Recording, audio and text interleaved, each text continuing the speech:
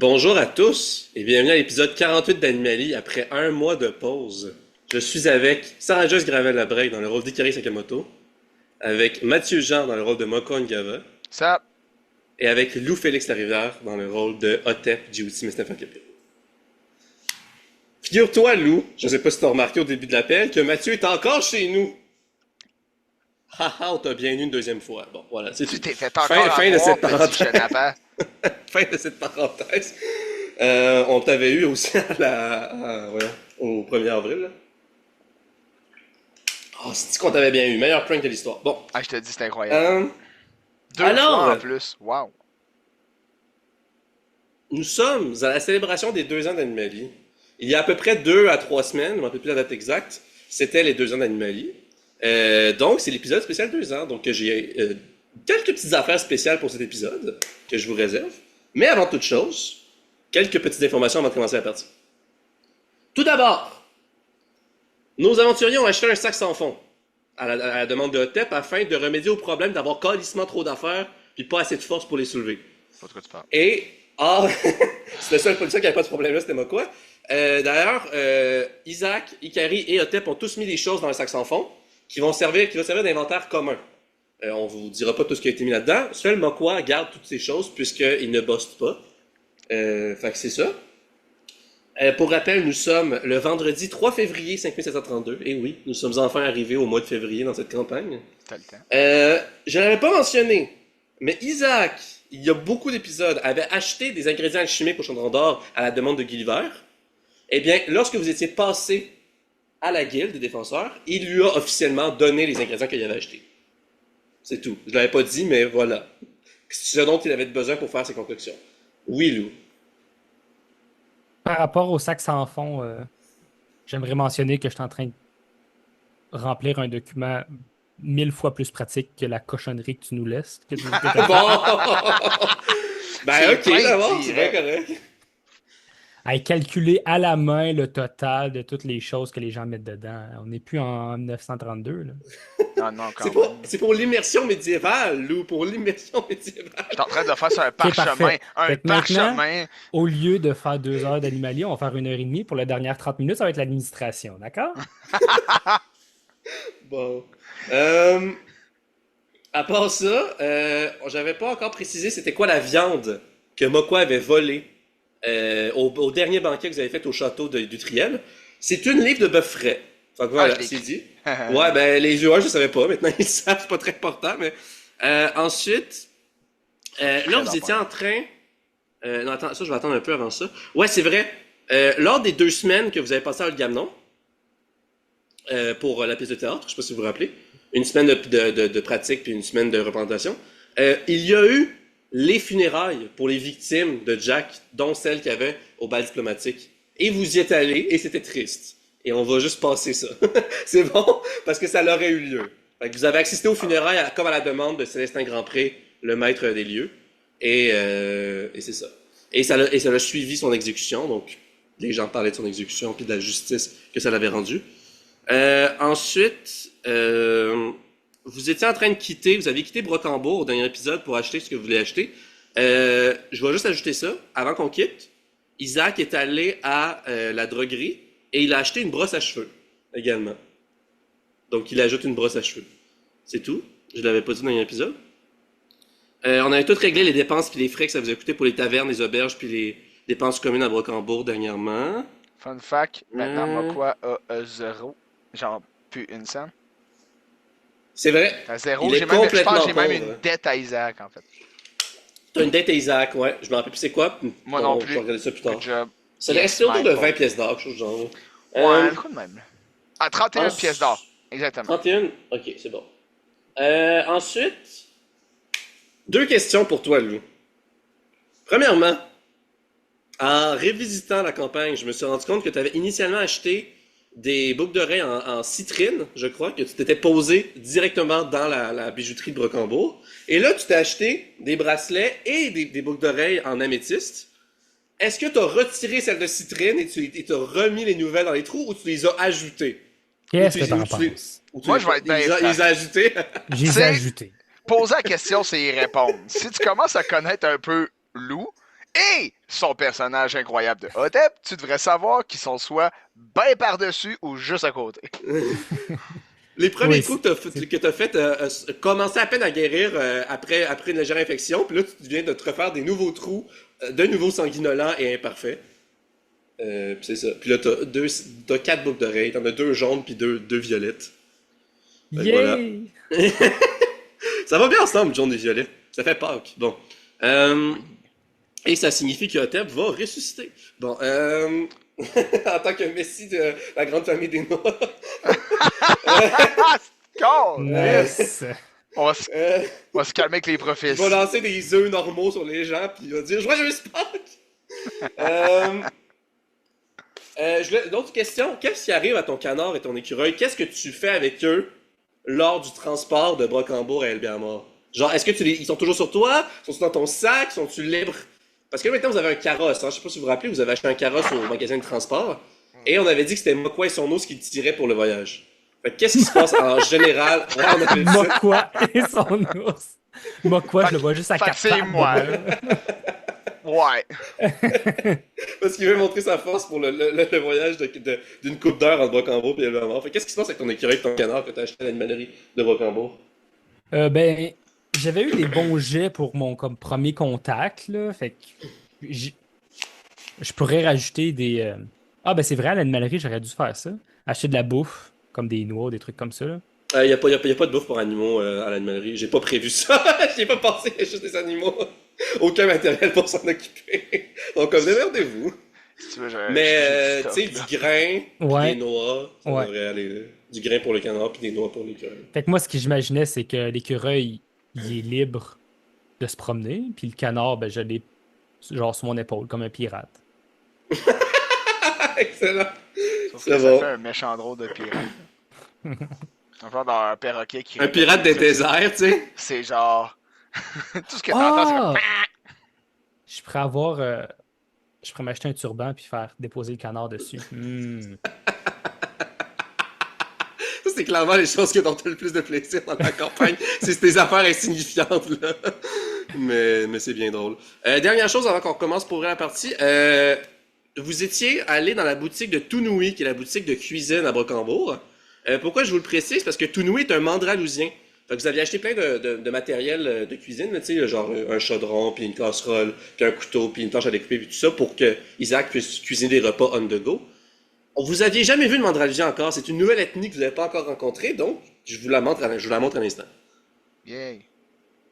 Il en reste pas beaucoup. Découverte des Mandralousiens. Il n'y a pas beaucoup d'ethnies que vous n'avez pas encore vues, là, avec toute la diversité qui se trouve à Bras-Victoria. Là. Bon, fait que je vais partager mon écran. Après ça, on va pouvoir commencer pour vrai de vrai. Bon.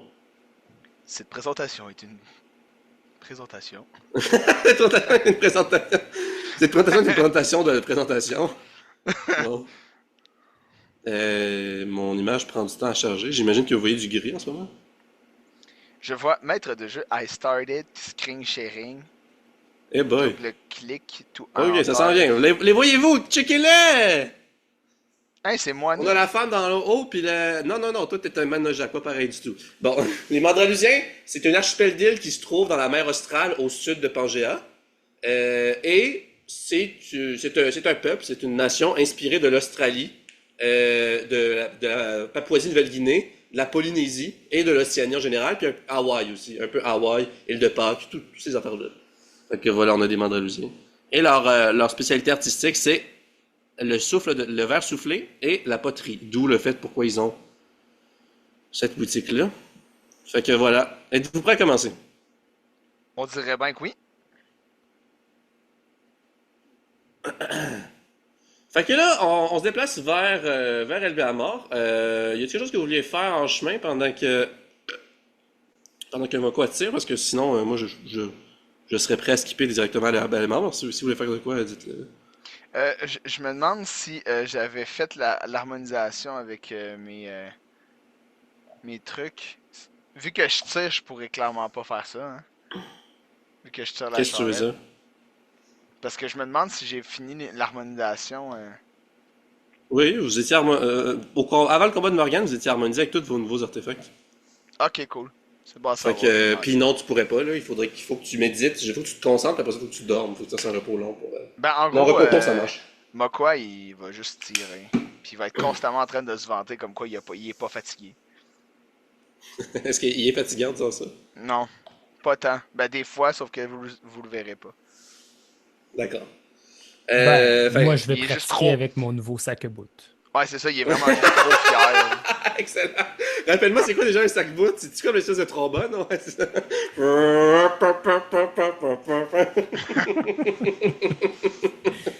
Ton canard, il se dardine pendant que tu fais ça, là. C'est clair que, genre, tu vas l'entraîner pour faire genre.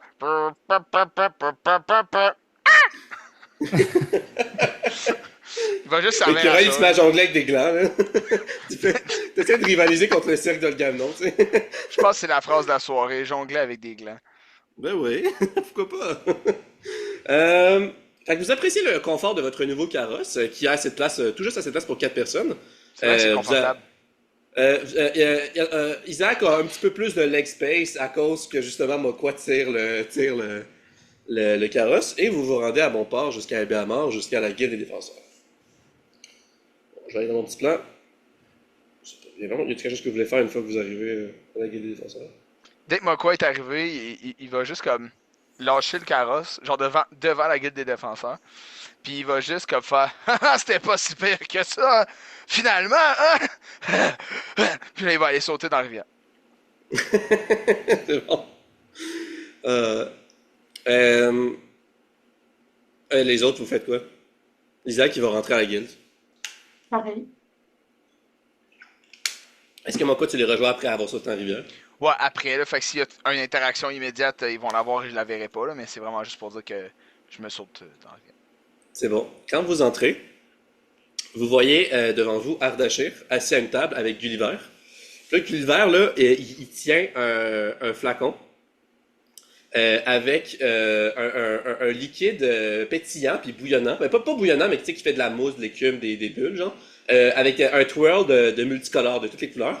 Puis là, il dit, allez, faut que tu prennes ça, Ardashir, là, il faut vraiment l'essayer, là, faut que je te faire des tests là, pour ça, là, il y a juste toi qui peux l'essayer en ce moment, là. Là, Ardashir, il fait, ok, j'imagine! Puis là, il prend ça. Puis là, vous voyez qu'il est en sueur, puis il a l'air épuisé, puis il a le souffle court. Puis là, il prend ça, il le boit d'un trait. Puis là, il est comme ça, ça fonctionne-tu, Ardashir, ça fonctionne-tu, ça fonctionne-tu, ça fonctionne-tu? Puis là, il fait juste répéter ça, puis il est super enthousiaste. Puis là, Ardashir va sortir son éléphant de la protection, puis il va utiliser sur lui-même son sort cuirasse. Puis là, il y a de l'énergie grise, brunâtre qui va se créer autour de lui. Puis il va dire, on dirait bien que ça fonctionne, Gulliver! Incroyable que tu aies inventé ça! Ah, vous êtes arrivé, vous! Comment s'est passé votre voyage à Boncambourg?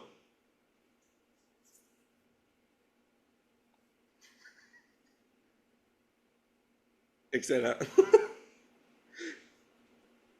Tu veux pas allumer tout le temps ton micro, Lou? Ça ne m'arrange pas. Isaac est comme... Il va chuchoter à Otep. Est-ce que tu comprends ce qui vient de se passer, Otep? Oui! Ce bon grand monsieur nous a posé la question comment a été notre voyage et personne n'a répondu, il y a un gros malaise. C'est ça qui s'est passé, Isaac. Mokwa va arriver à ce moment-là. C'est bon, parfait. Tout excellent. trempe, l'ours Ouais, est c'est plus ça, là, t'es il est trempé. juste comme ah!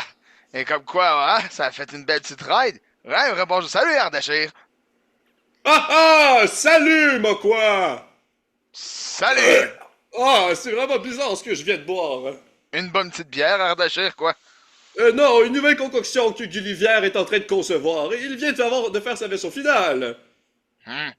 D'accord. Quel genre de potion? Eh bien, voyez-vous, en fait, ça s'appelle le revigorant d'Animalie. Ça permet de retrouver les pouvoirs d'Animalie après les avoir tout utilisés. Puis comme ça, vous allez pouvoir réutiliser les pouvoirs d'Animalie. Par contre, après ça vous rend super épuisé. Puis après ça, puis là, mais si vous en prenez plusieurs fois, ça va être trop dangereux parce que ça peut mettre en danger votre santé. Dans En quel d'autres marché mots, ce qu'il veut dire, c'est que c'est un revigorant Animali. Il a conçu, et c'est le premier alchimiste au monde à l'avoir fait à notre connaissance. Félicitations, mon Gulliver. Comme je suis content de t'avoir engagé pour la guilde des défenseurs. Il a conçu une concoction qui s'appelle le revigorant Animali qui nous permet à nous, les maîtres Animali, de récupérer nos pouvoirs d'Animali sans nous reposer. Ceci étant dit, ça nous épuise également. Donc comment ça fonctionne, c'est que si vous buvez un revigorant Animali, après avoir épuisé tous vos pouvoirs d'Animali, ça vous redonne la moitié en arrondissant la baisse de vos points d'usage, mais ça vous donne un niveau d'épuisement. Puis vous pouvez le refaire autant de fois que vous voulez, mais ça vous donne à chaque fois un niveau d'épuisement. Est-ce qu'on on l'a tout de suite, le niveau d'épuisement? Ouais, instantanément. Ouf. Ouf. Ok. J'avais utilisé tous mes pouvoirs l'un à la suite de l'autre, j'ai bu ça, puis après ça, je pouvais en refaire, comme c'est fantastique. Par contre, je me sens si épuisé. Je vais aller faire un gros dodo. Puis là, il va juste monter en haut. Il monte avec ses... tu sais, il est lourd, là, ça trempe, puis il va aller dans sa chambre en haut. Ah! L'éléphant va Seulement disparaître. c'est le temps d'aller faire- L'éléphant retourne dans son dos, tu sais. Vous voyez dans son dos la grosse trace animalière qui fait tout son dos d'un gros éléphant vu de face, là. Est-ce qu'il est quand même tard dans la journée? Ouais, vous êtes comme milieu de soirée, là. Oui, ça va. Ok, c'est bon. Si vous voulez, là, vous êtes les autres plus le maître animalier de la guilde, fait que je pourrais vous en donner si vous voulez, là, j'en ai fait quelques portions. Ben, j'imagine que ça peut être utile, mais disons que c'est pas toujours facile d'être épuisé en plein milieu d'un combat, mais on sait jamais, hein. Ah ben, ça peut toujours servir en dehors de combat aussi, hein, on sait jamais, là, ça peut toujours vous sortir du trouble, hein. C'est parce que ça peut être très pratique d'avoir ça partout, aussi. Puis là, il va vous distribuer chacun un flacon de revigorant animalier. Fait que vous pouvez tous mettre ça dans votre inventaire.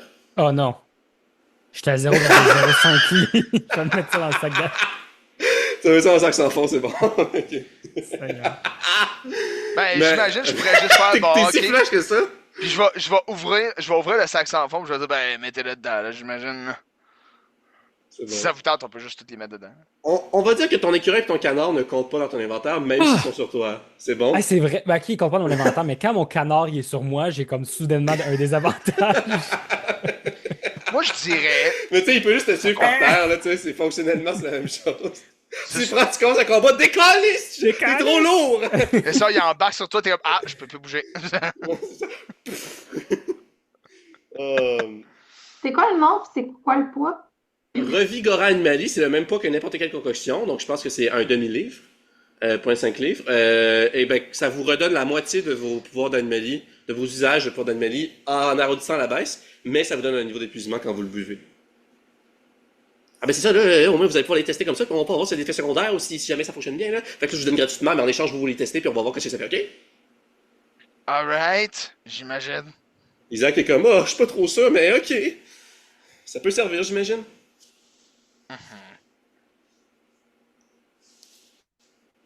Bon, ben moi aussi, j'allais me coucher, là, parce que moi, je suis bien épuisé d'avoir fait autant de tâches aujourd'hui, fait que bye bye. Il va monter, puis il va aller se coucher. Ben écoutez, j'aimerais bien me prendre une bière, mais ça a l'air que ça coûte de l'argent et je suis à sec. Alors, soit quelqu'un peut me Moi passer quoi, une moi petite- quoi. petite pièce Ça va d'or. être avec plaisir que je vais t'offrir cette bière. Eh ben là, tu parles mon langage, je t'aime. Allez! Et là, je m'en vais au comptoir, puis je colle 2 bières. C'est bon. Jouer avec sa poupée. Elle va-tu rester au rez-de-chaussée? Hmm.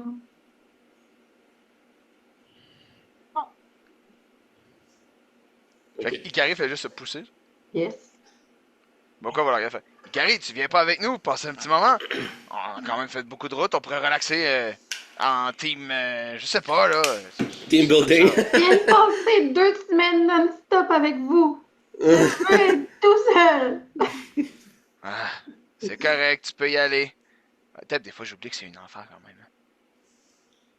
Hmm. C'est bon. Mon ours va juste sortir sa tête puis te faire une grimace aussi. Meredith va s'approcher de vous, elle va venir s'asseoir au bar avec vous. Sérieux, Puis là, Clémence va vous servir des bières, puis elle va en servir une aussi à Meredith. Là, Meredith va juste comme sauter, elle est toute petite, fait qu'il faut qu'elle saute pour se rendre au tabouret. Puis elle est comme « Ah! Ah! Ah! Ah! Oh! Avez-vous entendu la nouvelle, bande de petits calices? » Ben, il y en a plein là. On vient de vivre quand même beaucoup de moments avec beaucoup de nouvelles. J'espère au moins que c'est positif, quelque chose ça ferait du bien. Ah! Pas vraiment! C'est très négatif! Puis là, Clémence est comme Ah, « Oh, Meredith, tu veux vraiment leur dire ces légendes urbaines-là, vraiment? » Ben oui, voyons donc, c'est bien trop drôle de voir la face des gens qui capotent! Ah! Ah! Attends, une légende, mais quoi, il vire super positif, il pogne sa bière, il est comme j'écoute. Là, elle met son capuche, puis là, elle est comme « Alors, avez-vous déjà entendu parler des chimères légendaires? » Est-ce qu'on peut leur trancher la tête? Oh, ça a jamais été fait dans l'histoire de l'humanité, fait que je pense pas. Est-ce que c'est un défi? Laisse-moi en dire davantage avant que tu te lances ce genre de défi con-là, espèce de connard. Bon, Vous savez comment il existe des artefacts légendaires, n'est-ce pas? Ouais. Oui. Ce sont des artefacts qui sont uniques au monde et irreproductibles. Comme Eh bien, de la même je sais pas façon, quoi. je sais pas. Puis là, Isaac est comme, c'est trop récent, quoi, les gens sont pas au courant encore. Ok. Mm.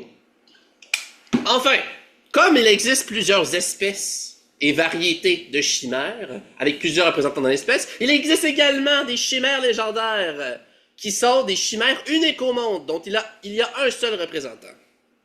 Donc, de manière similaire à un artefact légendaire qui est unique au monde, une chimère légendaire est une chimère qui est unique au monde, et dont il n'existe qu'un seul représentant de son espèce. Les chimères légendaires ne peuvent pas se reproduire avec d'autres congénères et sont généralement soit infertiles, les connasses sont pas capables de se reproduire. Pas comme moi dans mon jeune temps. La moitié des bébés à mort que j'ai fourré. En tout cas, bon. Un peu trop En de tout cas- détails. Oh non. Soit elles sont infertiles, soit, puis généralement elles vivent très longtemps, soit elles sont capables de produire une progéniture seules, en se clonant eux-mêmes. Elles peuvent comme se cloner. C'est ça. C'est quoi? Ça, dans la vraie vie, ça existe, ça s'appelle la parthénogenèse. Les dragons de Komodo peuvent le faire. Petite parenthèse. Moi, quoi, il est juste. Hein? C'est un autre langage, ça, je comprends pas. Ouais, cloner, c'est pas quelque chose de très commun comme concept dans le monde de Pangea. Ah, ouais. Les chimères légendaires sont, vu qu'ils sont uniques, elles sont d'un nombre limité dans Pangea. Puis généralement, il y en a une seule par territoire, puis elle domine ces territoires-là dans lesquels aucune autre chimère légendaire habite, sans quoi un conflit dévastateur entre les deux pourrait naître. Les chimères légendaires sont aussi caractérisées par leur puissance largement supérieure aux autres chimères et leur taille généralement titanesque et leur très grande longévité. Certaines d'entre elles sont même nées durant le grand bouleversement il y a 800 ans et existent encore à ce jour, figurez-vous. Non, mais là, ok, ouais, là, 800 ans, ça va être beau, là. Tu sais, on s'entend, moi, je pourrais vivre peut-être 60 ans, là, ça, c'est quelque chose, mais 800, on va. Quand même, là, ça reste une légende, faut pas croire à ça, là. C'est sûr qu'avec votre médecine, à vous les Madojac, c'est seulement 60 ans. Enfin. Ouais, mais au moins, on C'est- vit pour de vrai avec la nature. Et pour en venir à la légende, les légendes à Britoria racontent que demain, paraît-il, serait la date exacte à laquelle, il y a un siècle, la chimère légendaire de Britoria s'était réveillée. Et certaines personnes pensent qu'elle va se réveiller à nouveau, parce qu'elle se réveillera à tous les siècles. On l'appelle Ah. cette chimère le Behemoth. Au moins, c'est demain, j'ai le temps de roupiller un peu. C'est sûr! On va Et être peut-être frais que ce et sera ton dispo. dernier! Pas pour rien que les gens l'appellent la bête de l'apocalypse. Oh. De toute façon, c'est juste une légende. Si jamais c'est pas une légende, on lui tranche la tête. Et si c'est une légende, eh ben j'ai de quoi faire des beaux rêves. Exactement, moi, quoi. Ce n'est qu'une légende, franchement, Meredith. Ça fait un siècle que les gens racontent cette légende. Et c'est même pas encore confirmé que le Behemoth existe. En fait, supposément, le Behemoth serait la chimère légendaire qui domine le territoire de Britoria, mais ce n'est qu'une légende, parce qu'on n'a jamais eu d'archives historiques qui confirment son existence. Mais la légende raconterait que le Behemoth hiberne durant des périodes de 100 ans, après quoi il se réveille pour se nourrir pendant quelques semaines avant de retourner hiberner. Exactement! Et durant son éveil, on dit que le Behemoth est si puissant et si affamé qu'il ravage tout sur son passage et dévore toute forme de vie qu'il trouve, et qu'on reconnaît son arrivée aux tremblements de terre et aux rugissements qui se sentent à des kilomètres à la ronde sur son passage. En même temps, je vais être franc avec vous, là. Si je mangeais pas pendant 100 ans, je vous cacherais pas que ça serait pas beau à voir. Ah! Je peux comprendre! Je mange pas pendant une journée et je suis irreconnaissable. 100 ans! Je peux pas, non. Ah, mais ce genre de chimères n'ont pas le même métabolisme que nous les humains, moi, quoi. J'imagine. Mais, Tu... c'est une légende. Ce n'est qu'une légende, mais tu vois, il y a des chimères légendaires dont l'existence est avérée dans d'autres régions de Pangea. Mais il n'y a aucune preuve historique valide par rapport à la véracité de la légende du Behemoth, comme a dit Clémence. Mais moi, j'aime ça y croire, ça me fait rire de voir les gens terrifiés. Et bon, il y en a certains qui prétendent aussi que le Behemoth est soit issu de déformations d'informations qui concernent un cataclysme naturel ou une catastrophe naturelle qui est arrivée il y a 100 ans, ou il y en a qui disent que c'est de la propagande de l'église catholique britorienne. pour avoir plus de fidèles. Eh ben, ils croiront bien ce qu'ils veulent. Moi, la bière reste bonne et je vais bien dormir ce soir. C'est ça l'important. Qu'est-ce que l'Église a à faire là-dedans? Est-ce que Isaac va dire, tu te rappelles, Otep, je pense qu'il y avait des membres de l'Église orthodoxe qui nous ont arrêtés à Utriel puis qui nous ont parlé de rejoindre leur Église pour la venue de la bête de l'Apocalypse. Je me souviens pas très bien, c'était un petit peu offensant pour la vraie religion de ce pays. Mais possèdent-ils une armée, ces cathodoxes de cons? Eh bien, non, en fait, ils croient qu'ils peuvent apaiser le Behemoth grâce à leurs prières envers leur Seigneur. Eh bien, Et- allons les offrir à cette bête, si jamais elle se réveille. Alors, il y a quelques croyants quand même dans la Guilde des Défenseurs, mais pas tant que ça. Et surtout, il y en a beaucoup dans la communauté d'Elbamar. Alors, s'il te plaît, ne les offense pas, Otep. Beaucoup de gens ont foi en ce Seigneur à Britoria. Moi, si j'étais vous, je ferais pas trop confiance à Otep pour ça. Le Moko, il finit sa bière, il cale. Bon. Est-ce que la légende est finie ou... soit je prends une autre bière pour continuer ou ben c'est dodo. Eh oui! J'espère que vous allez faire des bons rêves! Puis là, elle cale sa bière d'un coup, puis elle s'en va se coucher. En étant seule, genre. En tout cas, moi je peux vous garantir, imaginez une bête comme ça se faire trancher la tête, ça fait des rêves incroyables. Qu'est-ce que vous voulez faire du reste de votre soirée, et du dodo et tout ça? Dormir. Je pense que ça serait déjà la première bonne étape. Est-ce que vous avez des trucs à récupérer? Je pense pas que vous avez dépensé de points ou de pouvoir ou de trucs. Je vais regarder. Non, tout est beau. Full. Tiens, moi, je vais ajouter le revigorant animalier dans l'inventaire de l'Isaac. Tiens, il va l'ajouter à son veston de dissimulation. Toutes ses concoctions sont dans son veston de dissimulation. Un revigorant animalier. Fait que, ben, le lendemain matin, s'il y a quelqu'un d'autre que vous voulez faire, là. C'est vrai, j'ai pas mis de musique. Bon, on mettra pas de musique pour l'instant. C'est pas plus grave. C'est comme la Le lendemain matin, vous vous réveillez. Qu'est-ce que vous voulez faire le matin? Moko va aller méditer à la rivière. Déjeuner. Déjeuner, c'est bon. Je te laisse enlever le montant du plat que tu veux prendre sur le menu. Isaac aussi va faire ça. Moko, il va manger salive de bœuf frais pour déjeuner. Comme ça. Ouais, il en mange au complet. Il avait... Cru.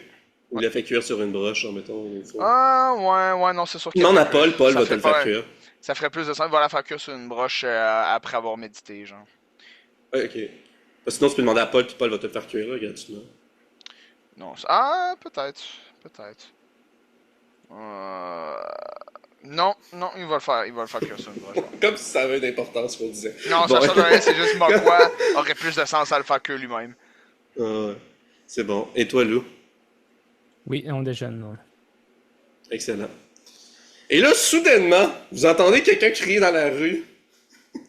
Est-ce Quelqu'un qui que, arrive avec une grosse calice de cloche, là. Oui, vas-y. est-ce que moi, techniquement, je le vois arriver parce que je suis à la rivière? Puis si je me trompe pas, il y a comme la rivière. Il arrive-tu par où est-ce que le pont descend vers la guilde des défenseurs? Ouais, tu le vois en premier. Ok. Fait que ben, dans ce cas-ci, moi je vais le suivre. Fait que quand vous voulez aller l'entendre arriver, ben moi j'arrive avec finalement. Mhm.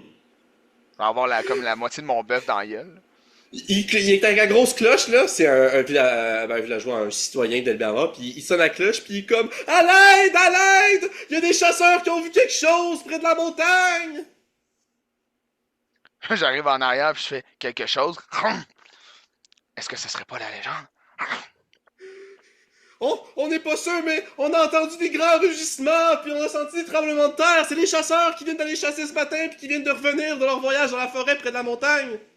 C'était à quelle heure? C'était il y a une demi-heure, par là-bas, il y a à une couple de kilomètres. Ah, ouais, à une couple de kilomètres. Ben j'aurais pu dire que c'était mon ventre, là. J'avais vraiment faim ce matin puis ça grondait fort, mais. Ah, peut-être pas des kilomètres. Hey, Fait que Ikari, voilà. Isaac, Otep, qu'est-ce que vous faites? Ben- Est-ce qu'on va voir? T'es-tu rendu à la guilde? Ouais, moi je l'ai suivi. Quand il arrive à la guilde, je suis là. Ah, mais lui, il se promène dans la rue, puis ouais, éventuellement, il va se rendre à la guilde parce que c'est Ouais, comme. c'est ça, parce que le message, ouais. c'est comme pour tout le monde à la guilde, là, tout le monde est là en train de manger. Moi, je l'ai entendu déjà, mais je vais arriver en même temps. Là. C'est bon. Au rez-de-chaussée, il y a Ardashir qui vient de descendre de son gros dodo. Puis là, il se flatte le ventre, puis comme je suis prêt pour un grand déjeuner. Oh oui. Puis là, ben, on voit Mokwa et la personne avec la cloche qui rentre. Je vois Ardashir, je fais juste Hey Ardashir, puis j'enlève un morceau de ma bœuf, puis j'y lance. Oh! Ah! Il pointe dans les airs. Ça sonnait comme un monsieur qui avait faim. Ah, merci Mokwa, comme c'est gentil. Oh, un manque d'épices et d'assaisonnement, mais très bon pareil. C'est un détail. Monsieur Ardashir, monsieur Hassan, c'est-à-dire que... ben oui, garde ton calme, qu'est-ce qui se passe, bon sang? Veux-tu bien m'expliquer, Mokwa? Ça a l'air qu'on a entendu vraiment des gros rugissements venant de la montagne. Il y a des chasseurs qui sont revenus. Moi, je pense que c'est la Est-ce que légende. j'ai entendu rugissement et tremblement de terre? Oh oh! Ah, en fait, c'est une très mauvaise nouvelle, hein? Merde alors. Moi, j'aimais juste avoir la menace. Est-ce que la légende serait donc vraie? Ben, c'est peut-être à nous d'aller voir. Moi, j'ai le goût de tester ma force contre quelque chose comme ça. Oh! Je ne croyais pas à cette légende du Behemoth, et je dois dire que j'ai toujours mes doutes. Après tout, les gens peuvent voir et entendre des choses qui proviennent de leur pure imagination, mais je pense que ça mériterait quand même que nous ayons en jeté un coup d'œil pour confirmer ou infirmer. Mes défenseurs les plus fidèles et les plus forts, que l'on me rejoigne! Je suis là. Ben, il y a, ben vous êtes là, si vous pouvez décider de rester là si vous voulez. Il y a, voyons, Benicia qui va arriver super rapidement, avec Xenia. Il va y avoir Kubo, Erwan, Alfred, puis c'est pas mal ça. Puis Ardashir lui-même. Hey, il y avait du monde dans la cabane ici. Puis là, ben, il dit « Suivez-moi! Nous devons aller voir ce qui se passe près de la montagne. Apparemment, il y a des gens qui pensent que le Behemoth s'est réveillé, finalement. Bon, nous allons prévoir un protocole au cas où que la légende soit vraie. Alors vous, les autres membres défenseurs, vous pouvez commencer à évacuer la ville et à protéger les citoyens. Et commencer à envoyer des pigeons voyageurs aux prochaines personnes. On se tient au courant. Venez, mes défenseurs! » Puis là, ben, il va manifester son éléphant à l'extérieur, puis embarquer son éléphant, puis aller dans la direction qui est pointée par le... En fait, le citoyen lui dit que c'est quoi le nom de la montagne, puis il fait « Ah oui, je le reconnais, je sais où y aller. » J'imagine qu'il fait ça dehors, parce que s'il fait ça en dedans, c'est comme... Des fois, il sort son éléphant dedans. Ouais, mais mais il je sortira pense pas qu'il sera capable de passer dans le cadre de porte, surtout s'il monte sur le dos de son éléphant. T'sais, je veux pas faire une espèce de logique comme quoi je suis charpentier, mais je pense pas que ça passe dans la porte. Là. Non, il fait dehors, t'inquiète. Il tient pas à démolir quand même son propre bâtiment. Ok. Ouais. Attends. Ben, mon ours est Attends, il y a sorti. une problématique. Est-ce que voyons, l'éléphant passe à travers le cadre de porte? Ouais. Ben, Comment certain. ça? Ben, Ça peut- l'éléphant, ça fait genre 5 mètres, non? Ok, la question. 3 mètres? Lou, est-ce que tu parles en tant que Otep qui pose la question pour de vrai? Non, c'est clairement pas le Ou tête. c'est Lou qui pose la question dans Otep genre serait comme, méta. vas-y, ça passe! Otep qui déménage, là, il décalisse tout, là. Mais c'est pas des énergies, nos trucs? Ben non, mais vous êtes tangible, là. Vous êtes tangible en tout temps. Fait que, encore une fois, on va revenir à ce que tu as écrit dans ton roman, là. Quand l'éléphant disparaît, c'est quoi la vitesse de disparition? Parce que sinon, à chaque fois qu'il disparaîtrait, ça ferait clac! Oh, tu parles avec la compte d'abondance dans le tome 2, là. Oui. C'est de la magie, ta gueule. Ok, parfait. Ça fonctionne. Ça Dans fonctionne. Étrange, les phénomènes surnaturels sont basés sur la science et je cherche un réalisme et une véracité scientifique. Dans Animalis, c'est de la magie, puis il faut pas trop se poser de questions. Ferme ta gueule. Parfait. Mais non, mais c'est une autre question, mais tu sais, je dirais que de toute façon, qu'en Animalis, tu sais, il se dissipe progressivement, là. Tu sais, vous l'avez déjà vu, là. Il se convertit en énergie Oui, pure. oui, je l'ai déjà vu au début de l'aventure, là. Fait que tu sais, c'est pas genre, PAH! Disparition instantanée, c'est comme, pshhh, c'est comme s'il s'évaporait, mettons, on pourrait dire. D'accord. Un petit poussière d'étoile. C'est ça. Alors, est-ce que vous suivez tous Ardashir? Non, Après moi votre- je la après suis votre pas, je déjeuner. la laisse aller. Non, ça, non, quoi? Ben oui. Isaac, il va embarquer sur l'éléphant derrière Ardashir. Puis il va coller Ardashir derrière. Puis Otep va faire un bruit de militaire avec son sac à bout, là. C'est Le bon. canard, il suit, j'imagine. Ben, écoute, Mokwa sort son ours. Puis Ikari, comme d'habitude, Isaac l'ours va va sortir t'inviter son à monter araignée. dessus.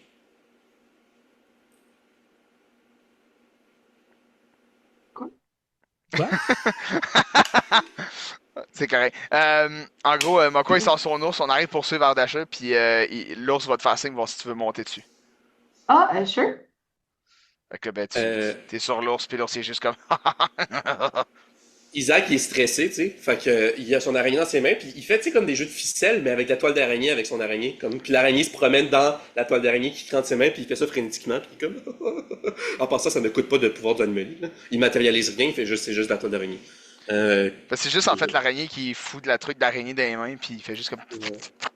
Ouais, exact. Mokwa, il Puis, frétille. Puis c'est de la toile d'araignée noire, hein, j'avais jamais précisé, mais tout que vos animaux sont unicolores et tout ce qu'ils produisent également est de la même couleur, fait que c'est de la toile d'araignée noire quand même, c'est quand même badass. Ben, noir grisâtre, tu sais, là, qu'il fait depuis le début. Ouais. Fait que c'est ça, vous avancez pendant à peu près 1 heure jusqu'à vous rendre dans une clairière qui est au pied d'une montagne. Mais là, plus vous avancez vers le pied de la montagne, vous commencez à entendre un immense rugissement, un genre de dinosauresque presque, là, un genre de... Puis là, ça résonne, ça vous fait mal au tympan. Et plus ça va, tu sais, vous êtes comme dans une colline, puis quand vous montez la colline, vous commencez à voir une immense silhouette grise brunâtre au pied de la montagne, qui avance et qui détruit tout sur son passage, qui piétine une forêt, qui piétine des buissons, des rochers, que tout est démoli sur son passage. Vous voyez également des arbres grignotés, des buissons grignotés, des traces de sang, puis des carcasses là, où est-ce qu'il reste à peine quelques os d'animaux sauvages et de bétail qui ont été mangés. Puis vous voyez la créature avancer lentement mais lourdement, un peu nonchalamment, puis qui gueule une fois de temps en temps. Cette J'imagine on- créature ressemble à un hippopotame, mais est-ce que quelqu'un dans le groupe a déjà vu un hippopotame? Probablement pas. Est-ce qu'il y en a dans la forme Manojak ou... Ben dans là, son c'est sûr que état? non. Bon, ben dans Peut-être ça, à sinon. Chamanour. Y a-tu des hippopotames en Égypte? Ouais. Bon, ben, Ouais. peut-être reconnaîtrait un hippopotame d'abord, je dirais. Yeah! Un hippopotame! Un quoi? Un hippo? Oh mon Dieu! Les défenseurs, on dirait bien que la légende est vraie! Je crois que c'est le behemoth que nous avons devant nous, le behemoth qui est réveillé! Puis là, ben, on va faire une fiche. Bon, ça y est. On va voir une fiche avec un hippopotame. Vous attendiez pas à ça pour cet épisode-là? Non? On peut Je vous pas. ai bamboozle que la britorette est terminée.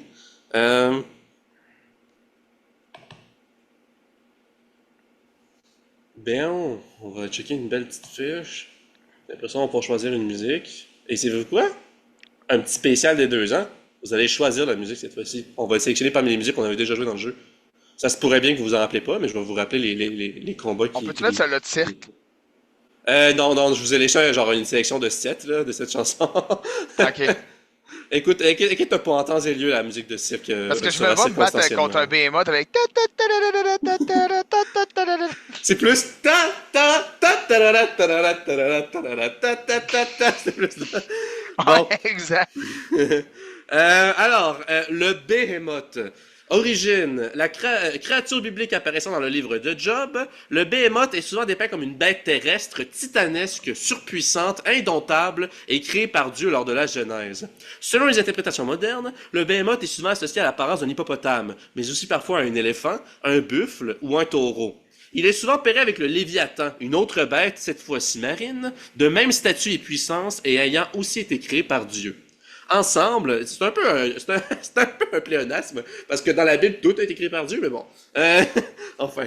Ensemble, ils sont parfois dépeints comme étant les animaux de compagnie de Dieu, les gardiens des extrémités du monde, ou les duos des bêtes de l'Apocalypse, présagés détruire le monde lors de l'Armageddon, et dont la puissance ne peut être surpassée que par leur créateur. Par extension, le terme Behemoth est souvent utilisé pour désigner tout monstre d'une taille titanesque et d'une puissance phénoménale. Caractéristiques. Le Behemoth a l'apparence d'un gigantesque hippopotame monstrueux et un peu difforme, avec un dos arqué, une peau brune grisâtre, des cornes de buffle, d'immenses dents protubérantes s'apparentant à des défenses et des yeux complètement noirs. Imposant de ses 50 pieds ou 15 mètres, il est la plus grande et massive chimère animale de Britoria. pour avoir une référence. Puis après ça, je vais vous montrer parce que j'ai créé une fiche de référence de taille par rapport à des humains et les chimères qu'on a rencontrés jusqu'à maintenant. Mais un comparatif, c'est le titan assaillant dans Attack on Titan ou la taille moyenne d'un géant dans One Piece, 15 mètres, c'est un référent. Là, je sais pas si vous êtes capable de vous présenter ça dans votre tête. Ouais, là. ouais. C'est quand même très grand. Voilà, chimère légendaire unique au monde, le Behemoth est un omnivore terrestre qui se place au sommet de la chaîne alimentaire britorienne, chassant tout être vivant sur le territoire, donc autant végétaux que animal. Celui-ci entre en hibernation pendant des périodes d'un siècle, durant quoi il se cache à l'intérieur d'une montagne. Lorsqu'il est éveillé, il est très agressif et bestial, étant réputé pour, pendant quelques semaines, tout ravager sur son passage et manger une quantité monumentale d'animaux et de végétaux afin de satisfaire sa faim avant de retourner hiberner. Pouvoir. Le Behemoth est la chimère la plus puissante de Britoria. Il possède une force physique et une endurance hors du commun et est doté de pattes et d'une mâchoire très puissante, de grandes cornes et dents serrées, ainsi que d'une peau très épaisse et robuste. Le Behemoth possède également l'aptitude de produire des vibrations à de grandes amplitudes, qu'il peut utiliser en poussant des rugissements dévastateurs et en frappant le sol de manière à générer de petits séismes. Il peut également sentir les vibrations dans le sol, ce qui lui permet de mieux percevoir son environnement. Vivant depuis 800 ans, il est aussi doté d'une longévité exceptionnelle. Et bâtisse. Donc, How to end the campaign, right? C'est genre, comme quoi nous mettre un dragon dans la gueule, ça suffisait pas. Là, c'est le Behemoth. On est genre niveau 6. Let's go. Behemoth, guys, on y tranche la tête. vous voyez que dans la traînée de sang, il semble avoir quelques carcasses humaines. Puis il y a, vraiment, loin à l'horizon, il y a des genres de petits campements, pas tout à fait un village, mais des campements qui ont été démolis également, qui ont été piétinés complètement. Puis, pas loin, c'est pas mal, c'est ça que vous pourrez voir pour l'instant. Là, vous êtes encore à une couple de centaines de mètres. Qu'est-ce que vous faites? Mokwa est figé. Il a un sourire dans la face et il est émerveillé. Il est genre.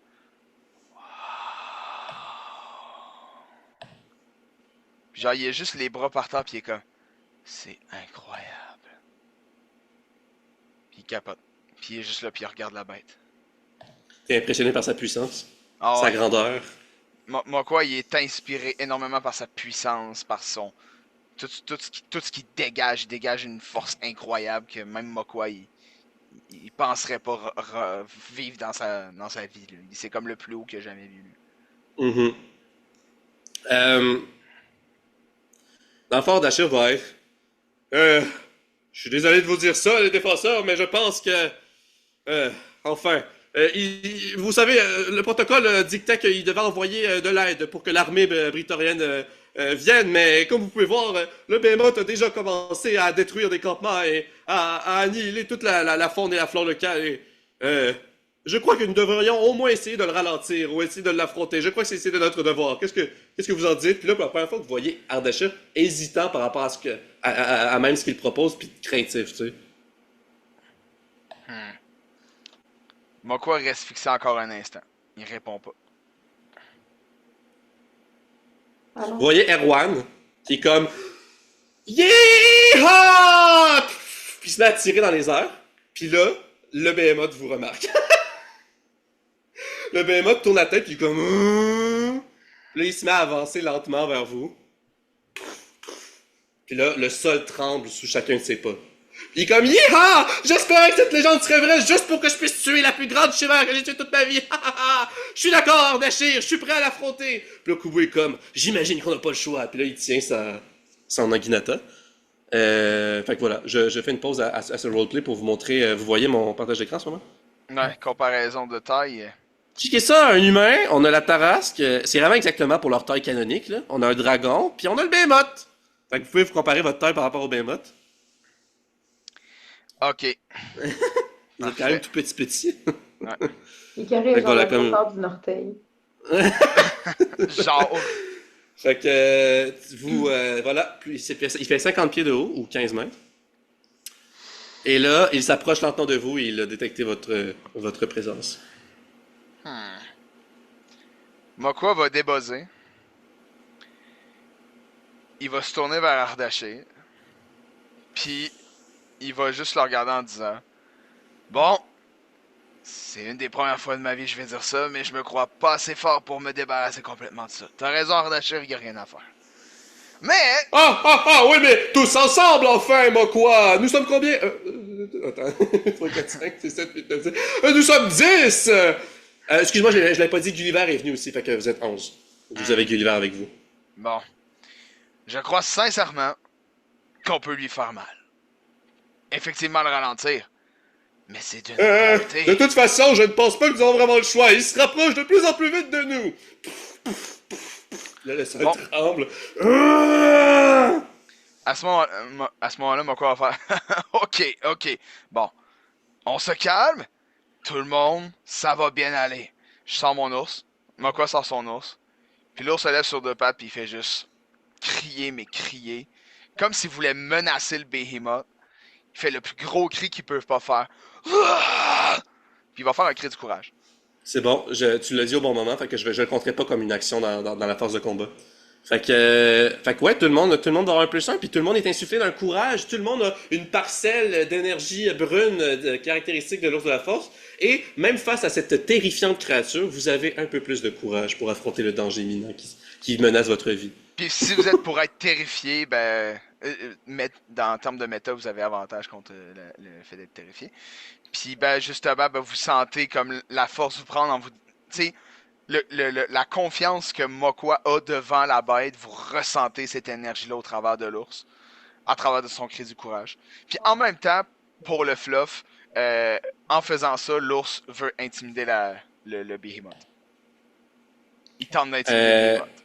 Ok, ouais, elles sont pas longs. Je vais aller vérifier la fiche du Behemoth, mais dans le fond, ouais,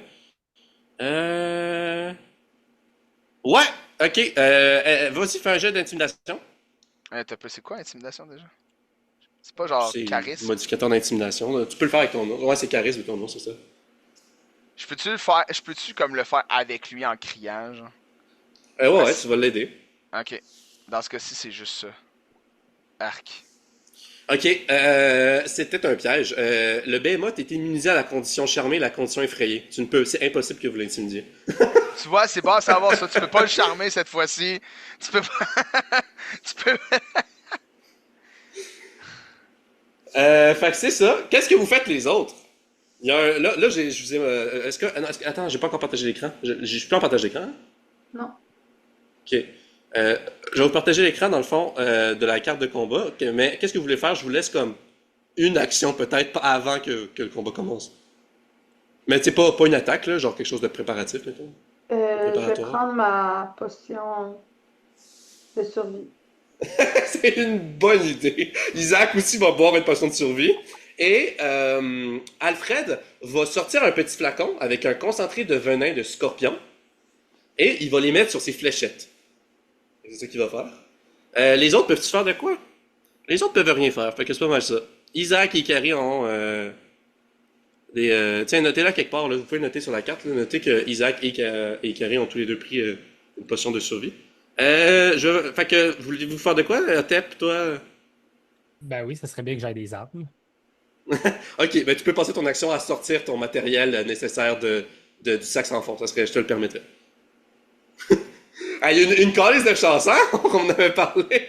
Parce que toutes les armures, puis les armes, puis les concoctions, puis les artefacts de Tep sont en sac sans fond. Fait que voilà. T'es en train de mettre ton armure pendant que le Behemoth s'approche. Fait que là, Ardachir est comme nous sommes capables ensemble, amis défenseurs! Défenseurs, rassemblez-vous! Puis là, il va se mettre devant.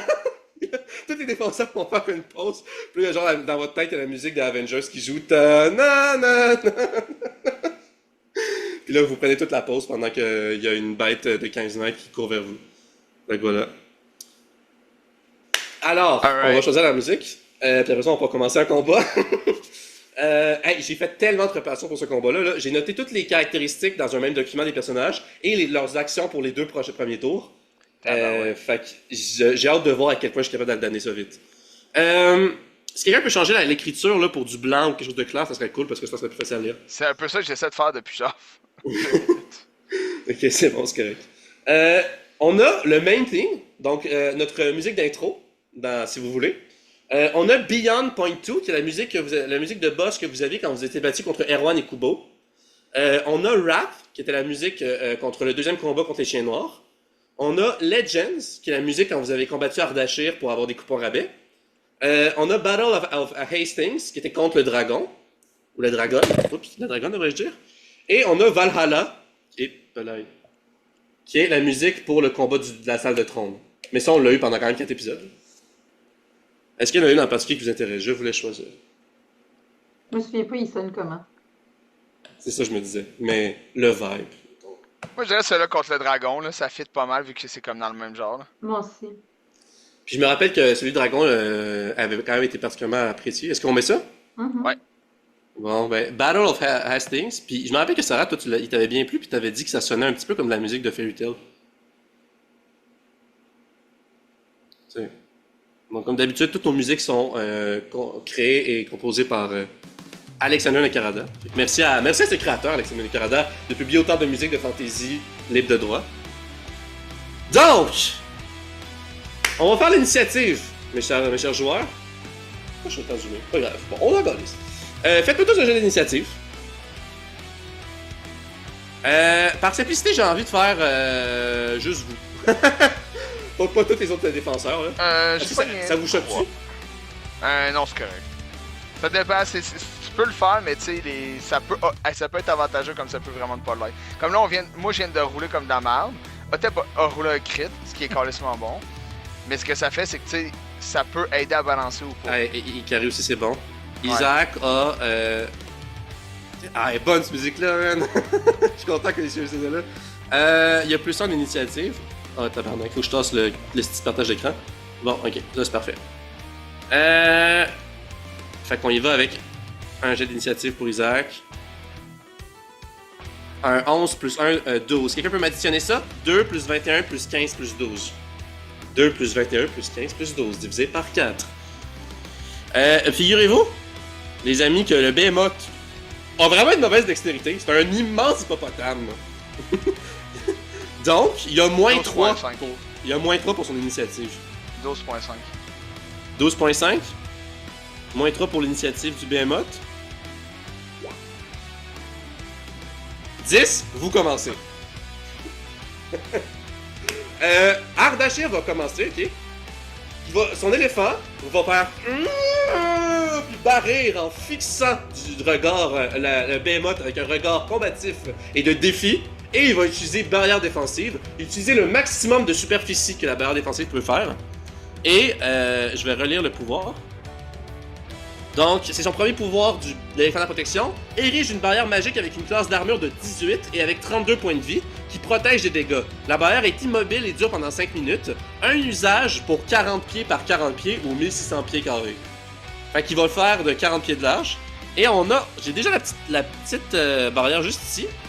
Avec la zone de... Et il va la mettre juste là. Entre les deux arbres. D'ailleurs, je l'avais pas dit, tu sais... je pense que vous le savez, les 3 plateaux dans le haut, c'est la montagne. C'est le pied de la montagne. Chaque plateau fait 20 pieds. OK? Donc, pour 60 pieds jusqu'au plateau, le 3e plateau. Je vais aussi vous préciser pour les... Pour les abris, vous avez abri partiel, abri... différents types d'abris, là. Ce sera pas bien long. Non, c'est pas ça. Pour les buissons et les roches, si vous mettez derrière, vous avez un abri partiel, donc un plus 2 à votre classe d'armure. Derrière les arbres et les rochers c'est les grosses roches, là. Vous avez un abri important qui est plus 5 à votre classe d'armure. Et si vous êtes derrière la barrière défensive de l'éléphant de la protection, vous avez un abri total qui vous donne une immunité aux attaques imminentes, sauf les affaires à zone d'effet. Vous comprenez ce que je veux dire? Fait que buisson, roche, plus 2. Arbre et rocher, plus 5. Barrière, c'est complet, c'est total, c'est parfait. Est-ce que vous voulez remettre vos personnages comme dans l'habitude au début du combat? Là, je vous ai tous mis à des endroits que je pensais qu'ils fitaient avec vos personnages. Mais sans utiliser de déplacement, vous pouvez décider de où est-ce que vous auriez été au début. Moi, je pense que ça ferait du sens que je sois un peu plus proche, mais pas énormément. Parce que j'ai quand même arrêté de bouger à un certain moment. Donc, si tu me permets, moi, je m'avancerais avec mon ours à peu près ici, environ. Ah ouais. Pas de problème avec ça. Moi, j'aurais juste commencé dans le T'as nord. Xenia juste à côté de toi qui est derrière l'arbre, qui est comme Puis elle commence à faire de l'électricité, puis de l'électricité qui fait se lever ses cheveux dans les airs. Ok, ben moi je suis plus de même d'abord, c'est mon ours qui est plus par là. Ouais. C'est pas parce que j'ai un plan en tête, c'est vraiment juste je trouve que ça fait du sens. C'est bon. Les autres, êtes-vous content avec votre emplacement ou? Ça fonctionne. Et Carrie, t'es juste à côté de Gulliver. Derrière un arbre.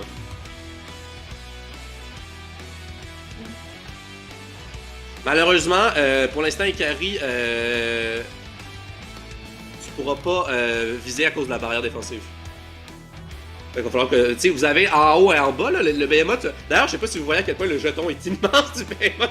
C'est le plus gros jeton qu'on a vu jusqu'à maintenant, là. Ouais. Il y a beaucoup de jetons dans le jeu où est-ce que normalement on dépasse pas 4 cases par 4 cases, mais peu importe leur taille. Moi j'ai décidé, fuck off, je veux montrer l'immensité puis qu'il soit lourdeau puis qu'il prenne de la place, que ça soit difficile pour lui de se déplacer. Puis j'imagine que là, si ça prend cette place-là, mais il est aussi plus long, là, parce qu'il est fait plus en long que. Il est pas genre juste une grosse boule, là. Comment est-ce que je veux dire, là? Ouais, ben, C'est pour le méta bien du jeu, parlant, c'est ça. ouais, c'est ça. Pour le bien du jeu, comme n'importe quelle créature, il va occuper l'espace en circulaire. Ouais. J'ai envie de dire, peut-être qu'Ardashir aurait, avant de diriger la barrière, il aurait peut-être traversé. Je pense que oui. Ardashir aurait traversé. Il aurait couru vers le Behemoth, un petit peu terrifié, avec ses poings américains dans les mains. Et juste après qu'il ait traversé les deux arbres, l'éléphant a barri et la barrière défensive avec une énergie grise brunante s'est érigée. Et là, Ardashir va être ici puis il va commencer en attaquant le Behemoth. Après ça, si vous voulez faire de quoi, vous me le direz. Puis ça va finir pour le tour d'Ardashir. Donc, pour Ardashir, attaque, c'est 2 points américains, ça va être force. Fait qu'il y a plus 3, plus 5, donc plus 8. Ça va être un D6 plus 3 pour les dommages. Je peux plus le faire 2 fois. Bon, faut que je regarde la classe d'armure du Behemoth. C'est bon.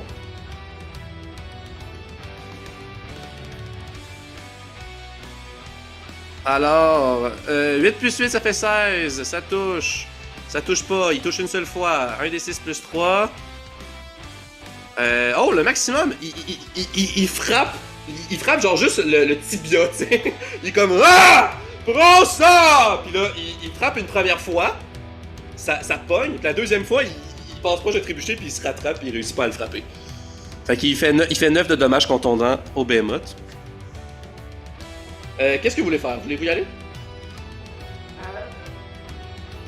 En vrai, je sais pas par où commencer. Écoute, moi, mon ours va faire de quoi dans ce cas-ci? Faut juste que je vois mes distances, là. En passant, tu peux faire onde de choc au travers de la barrière défensive parce que ça traverse toute la matière. Il n'y a comme aucun obstacle qui peut freiner la onde de choc. C'est quand même pratique. Mais ça risque d'endommager la barrière défensive de Ardashir. Mais tu peux, si tu veux. Ou tu peux contourner puis attaquer à côté. Comme vous pouvez voir, là, je vais pas permettre au Behemoth de sortir de la map. Il pourra pas passer par... Il peut pas passer ses côtés. Il peut pas passer par-dessus. Il peut pas passer par en dessous. Et qu'est-ce qu'il fait? Ben, il va rester là, câlisse. Ok. Je m'en vais chasser le Behemoth. C'est ça. Il peut pas... la barrière est trop grande. La barrière fait 40 pieds de haut. Hein. La barrière est 10 pieds plus basse que le Behemoth. Fait qu'il pourra pas... Il peut comme sortir un peu sa tête, mais il peut pas reach pour vous attaquer par-dessus ou la contourner. Il est vraiment pas agile, là. C'est un hippopotame, là. Il est pas capable de juste comme sauter par-dessus comme un cheval, on s'entend, là. Fait que c'est ça. Fait qu'il est fonctionnellement bloqué tant que la barrière est érigée. Ok. Mais il peut quand même passer par la montagne s'il décide d'escalader la montagne. C'est pas impossible. C'est quoi déjà le nom? C'est pas Erwan, c'est lui qui est comme un guerrier avec nous autres, là. Kubo? Kubo, hein? Il est où, lui? Kubo Takashi. C'est KT. Fait qu'il est en bas, là. Kubo Takashi. Ok. Parfait. Mon ours va s'en aller vers lui. Attends un peu. Il va y faire un renforcement musculaire. Ouais. Ok. Je peux me rendre là, parfait. Je vais le noter, fait que tu fais-moi un jet pour le bonus que tu vas lui donner. Ouais, en gros, l'ours, il va juste partir à courir, il va voir la situation. Vous allez voir, Mokwa, il est étonnamment serein. Il est fasciné et serein devant ça. L'ours est parti, Mokwa s'assit. Et là, l'ours, il s'en va faire justement un renforcement musculaire. Laisse-moi juste aller chercher le pouvoir. C'est 1 des 4 plus 1.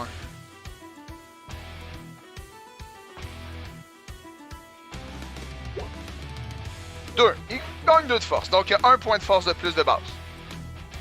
C'est le plus bas que je pouvais donner. Fuck. Ok, 1 de plus. Fait que normalement, il est à plus 4 puis plus 8 pour les sauvegardes. Là, il va être à plus 5 puis plus 9. C'est bon, c'est bon. Puis là, Mokwa, il va sortir sa cruche du brasseur, puis il va faire bon, pas le choix. Puis il va se prendre une gorgée. C'est actuellement une potion de résistance. Donc en gros, ce sera pas trop long. C'est les ingrédients minéraux, c'est ça? C'est Ouais, bleu, c'est là. ça-là que j'avais fait, là. C'est ça-là que j'avais C'est déjà comme une fait. eau minérale. Donc ton alcool qui goûte l'eau minérale et qui est bleu, qui est pétillante, augmente ta classe d'armure pendant 2 tours. Donc qu'est-ce Ouais. que ça, c'est quoi le bonus? C'est... Ah, parce que t'as utilisé des ingrédients minéraux légendaires, fait que c'est le maximum, je pense. Ouais, exact. Puis là, je vais faire un jet de constitution, savoir si je résiste À la l'alcool, condition sous. là. Non. Ok, ben t'as la condition sous. Tu l'as dans les références. Tu vas avoir des avantages à des jets d'attaque, des trucs de même, là. Oh, fuck. Je sais pas. En fait, je sais plus. Non, c'est pas des avantages, c'est genre moins 2, là. Va voir Ouais. dans les références. Pendant Puis, que ça fait autre chose. dis-moi, c'est quoi ton bonus de classe de maîtrise? Tes classes de maîtrise, deux. classe d'armure. 2. Ok, c'est bon. T'as un plus 2, fait que ça t'amène à quoi? Ça m'amène à 14. 14. Non, pas pire. excuse-moi, 13. Ça t'amène à 13, ok, c'est décent. C'est bon.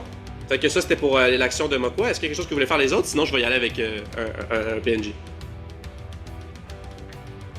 Ah, tu me fais un fuck you, toi! Je vais avancer. Ok. Est-ce que tu prennes ton Ardachel chat avec est toi? juste à côté. Ouais, il lui donne des coups de poing, là. Ardachel a aucun moyen d'attaquer à distance, hein? C'est un brawler. Maintenant que je suis sous, Mokwa va juste crier. Ah, la chaise, tu fais, voyons, c'est pas trop gros. Ah! Ah! Ah! Je vais l'affaiblir pour que vous puissiez l'attaquer plus facilement! Défenseur! C'est mon rôle de chef de la guilde! Alors, arrête donc. Ça va, Mokwa? Qu'est-ce qui se passe? Le Isaac, au loin, il est comme... Ah! Les mauvais côtés de l'alcool alchimique. Bon, qu'est-ce que tu voulais faire, Ikari? J'ai avancé. Ouais, t'avais ton chat avec toi, c'est ça, dans tes bras, j'imagine? Yes, sir. L'avantage d'avoir un petit animalier léger. Bon, qu'est-ce que tu veux faire?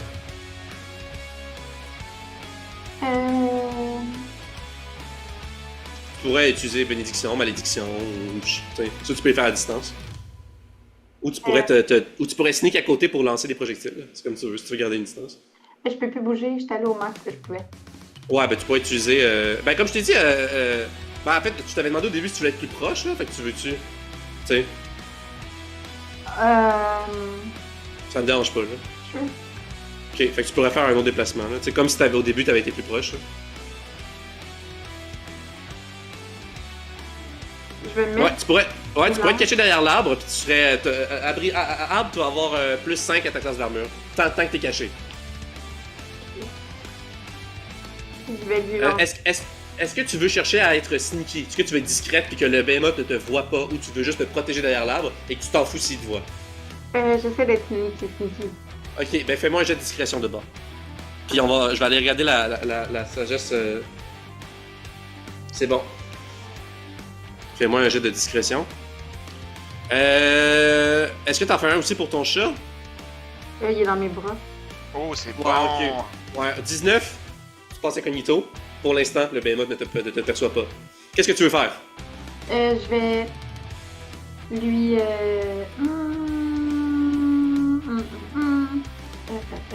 Je vais lui lancer des choses. Ah, c'est vrai, je l'avais pas dit. Je vais me permettre quelque chose. Ok? Bon. Isaac. Bon, là, je vais être conne, là, mais bon. Isaac, quand vous êtes arrivé sur le flanc de la montagne, Isaac t'aurait donné son araignée, ok? Il t'aurait dit, Ikari, quand t'auras l'occasion, mets mon araignée sur un shuriken puis lance-le vers le behemoth. Fait que là, ton araignée, ton araignée est sur le museau de ton chat, puis elle est prête à l'action, là, puis elle est comme ça. C'est bon. Ok, ok, ok, ok, ok, ok. Fait que est-ce que tu mets l'araignée sur un de tes shurikens? Oui, je fais ce qu'Isaac m'a demandé. C'est bon. Fait que là, tes shurikens n'ont pas de concentré de venin pour l'instant? Non. Ok. Fait que tu vas faire des jets normaux. Est-ce que si moi et c'est Erwan qui a mis des venins? Non, c'est Alfred. Alfred a utilisé Alfred. du concentré de venin de. Ben si j'en mets puis que je touche puis qu'il est empoisonné, ben Alfred. Ouais, empoisonne tu peux par- pas. Tu peux pas les combiner, ouais. Puis le sien est meilleur que le mien, fait que dans tous les cas, c'est mieux que ce soit lui. Ben toi, t'as Scorpion maintenant aussi, là. T'as pas Ah, juste oui, Frelon. Ben tant qu'il a... Il va toucher, je crois en lui. On va juste revérifier que Isaac avait bien une potion de survie, hein, pour être sûr de.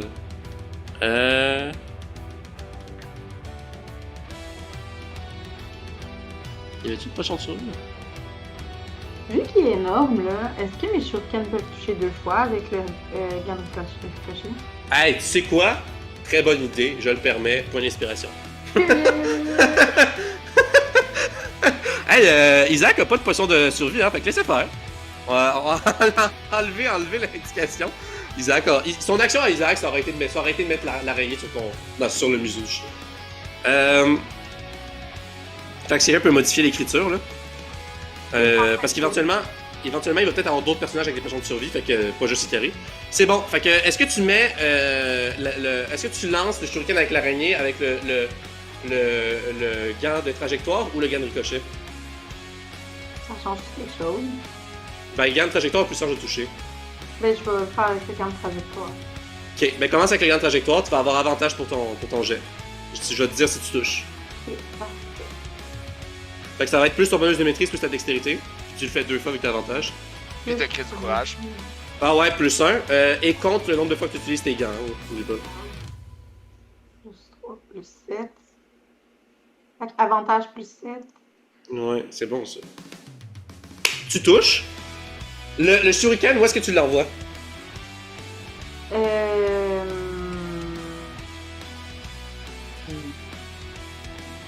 Je sais pas, non?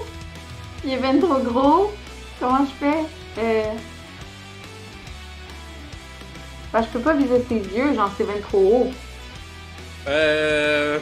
Il fait 50 pieds.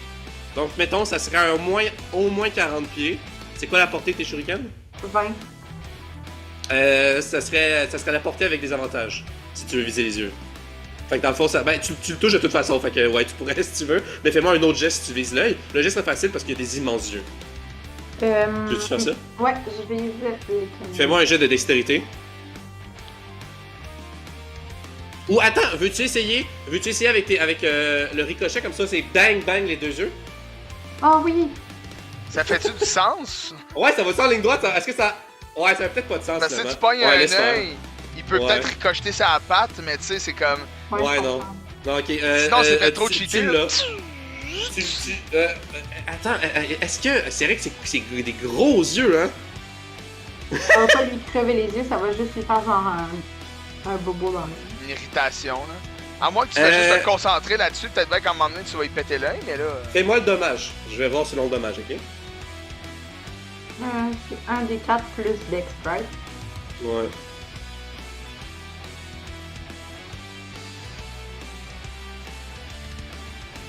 Non, Non, je dirais que c'est pas assez. je me enlève 1. C'est plus 3, pas plus 2. Ok, fait que 5. Non, c'est pas assez. Tu lui fais comme une lacération sur l'œil, mais son œil est tellement immense que ça le perce pas. Puis il est comme... Ah!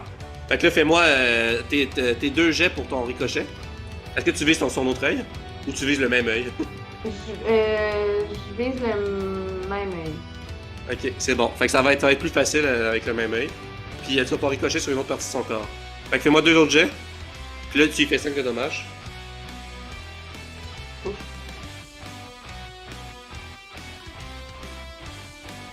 As-tu tout... premier... Ah si ouais, le premier... Euh, Les deux, si le premier touche pas, il y en a aucun. Le deuxième touchera pas non plus. ouais. Fait que ton shuriken là, il tombe sur la pelouse devant lui, puis il le touche pas. Est-ce que tu veux faire quelque chose avec ton chat? Boring. Oui, il va lui donner malédiction. C'est bon, vas-y, fais-moi t'as un beau jet pour malédiction. Puis tu me diras ce que ça te donne. Pendant ce temps-là, Xenia va escalader l'arbre pour qu'elle soit à une bonne hauteur pour être capable de lancer des attaques à distance par-dessus la barre défensive. Vous me suivez? Hey, cri du courage, ça plaît-tu? Ouais. Ouais, sure. Xenia a plus 3 en dextérité. Fait que. Je vais dire. Genre 8 ou plus, ça marche. Là. Oh! Ok, Xenia est par-dessus l'arbre. Je vais finir son tour après ça. T'as fait quoi? 14? Un D8 plus aveuglé. Oh. Un D8 de dommages, c'est ça? Ouais. Ok, c'est bon. Ok, voici ce que je vais te dire. Fais-moi ton D8, après ça je vais expliquer comment ça fonctionne. Donc, ton chat hérisse son poil, il envoie une salve de jaune orangé de malédiction autour du behemoth. Ça tournoie autour de sa tête, ça attaque ses yeux, ok? Et la malédiction après ça est projetée en 2 faisceaux distincts dans les airs. Et il y a 2 oiseaux, ok, qui passent par là, juste au-dessus du behemoth, qui se font toucher par la malédiction. Ils sont pris d'une envie de chier soudaine. Les 2 oiseaux chient en même temps dans les 2 yeux du behemoth, et ça lui fait du dommage de poison en empoisonnant ses yeux avec de la fiente d'oiseau. Puis ça le rend aveuglé parce qu'il a les yeux pleins de caca d'oiseaux. Oh my god. Ok, là, la question, Bon. t'as-tu lancé... Puis là, Quand t'as lancé ton shuriken, là, est-ce que c'était ça là avec l'araignée? Parce que là, t'es-tu en train de dire que l'araignée vient de se faire chier dessus? ah, c'est vrai, ok, on va utiliser le déplacement de l'araignée. L'araignée a quitté l'œil. C'est bon. C'est pas L'araignée est pire. arrivée sur l'œil. Puis là, t'es comme, wow, elle a la misère avec grip sur l'œil glissant, tu sais. Puis là, maintenant, il y a l'araignée sur la tête du behemoth. Elle a utilisé tout son déplacement pour être. Elle est juste au-dessus de l'œil, là, tu sais, parce que il est quand même grand, là, tu sais. Ouais. Fait qu'elle est comme sur le front du behemoth, l'équivalent d'un front pour un hippopotame. Ok. Fait que tu lui fais 7 de dommages de poison. Yahoo! Good job. Fait que là, on va y aller avec Xenia. Le behemoth a l'air crissement en forme encore. Il y en a dans le tank. Je vous laisserai deviner combien de points de vie il y a. Si vous voulez faire des jets, utiliser une action pour faire un jet d'investigation ou de nature, là, je vous laisserai comme avoir une perception peut-être de ses points de vie ou de certaines caractéristiques. Xenia va utiliser son pouvoir le plus fort de ses gantiers foudroyants, à savoir éclair. Donc là, il était au top de l'arbre, elle a réussi à grimper depuis son déplacement pour aller en haut. Là, on va faire Prends ça, sale bête! Yeah! Puis là, on va faire comme un arc électrique, là, comme Darth Sidious, lancer un grand éclair bleu vif. Bleu électrique, même, devrais-je dire. Et pour son sort. Donc, éclair, un rayon de foudre formant une ligne d'une longueur de 100 pieds et d'une largeur de 5 pieds, jaillit de vous dans la direction de votre choix. Toute créature sur la ligne doit effectuer un gestionnaire de dextérité ou de constitution. Le behemoth est meilleur en constitution, donc il va faire de constitution. Il va subir 8 d6 de dégâts de foudre en cas d'échec ou la moitié de ses dégâts en cas de réussite. Fait que le behemoth a plus 9 pour les jets de sauvegarde de constitution. Puis ses degrés de difficulté 16. Donc 5 plus 9. Ça fait 16. Non, ça fait 14. Fait qu'il réussit pas. Fait qu'il va se le prendre à pleine puissance. 8 d6 de dommages de foudre. C'est bon, ça. On va en faire 2 fois 4 d6. 16 plus 15. 31. 31 de dommages de foudre. Fait que là, il se le prend entre les 2 yeux après s'être fait chier dans les yeux par des oiseaux qui passaient par là puis qui comprennent pas ce qui se passe. Puis là, il va se faire électrocuter dans la tête puis dans la nuque. Puis là, il est comme ah! Puis il se prend 31 de dommages. Ah oh. Ok. Fun fact, je peux-tu faire un oui. petit dernier truc?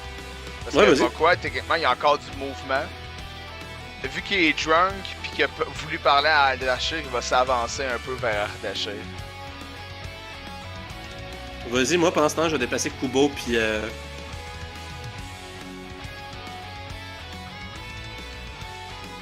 Kubo est tout juste à une bonne distance. Je vais la porter devant puis je vais faire pareil pour Benicia. Ce que vous voyez, c'est que Kubo s'approche, il va aller devant, il va contourner Ikari puis le chat. Il va juste faire comme le salut secret des Toyakwa. Silencieusement. Un petit bow, là, japonais, tu sais. D'après ça, il va passer, il va arriver sur Naginata, il va être prêt à attaquer. Et au même moment, de l'autre côté, vous allez voir Benicia qui va aller crissement vite. elle tape ses talons, elle active ses bottes de rapidité, et là, elle dit « Ah! Depuis la dernière fois, je suis rendu encore plus rapide, les amis! » Puis là, avant, elle pouvait doubler sa vitesse avec ses bottes de rapidité. Maintenant, elle peut le tripler. Ah, ben, Donc, elle peut maintenant aller à une vitesse de 105 pieds par tour. C'est bon. Fait que là, avant, elle pouvait aller jusqu'à 70 pieds, parce que sa vitesse de base est 35 pieds. Fait que là, elle va tellement vite, il y a de l'herbe qui se fait raser, puis il y a un courant d'air quand elle court. Puis là, elle va arriver de l'autre côté du Behemoth, à côté d'Ardashir. Puis les deux guerriers, parce que les deux c'est des guerriers, vont attaquer le Behemoth avec leurs armes de mêlée respectives. Fait que vas-y, qu'est-ce que tu voulais dire, Ardashir? En gros, je suis juste avancé, puis je suis genre vraiment. Ah, Ardashir, faut pas faire la même erreur que moi. C'est une grosse bête. Qu'est-ce que tu veux dire, moi quoi, exactement? La dernière fois, j'ai quasiment tout perdu mon poil de chasse. Je ne suis pas sûr que cette créature puisse cacher du feu, mais bon, on sait jamais, Moko. Merci pour le conseil, j'imagine. Ma conversation finit avec. C'est bon.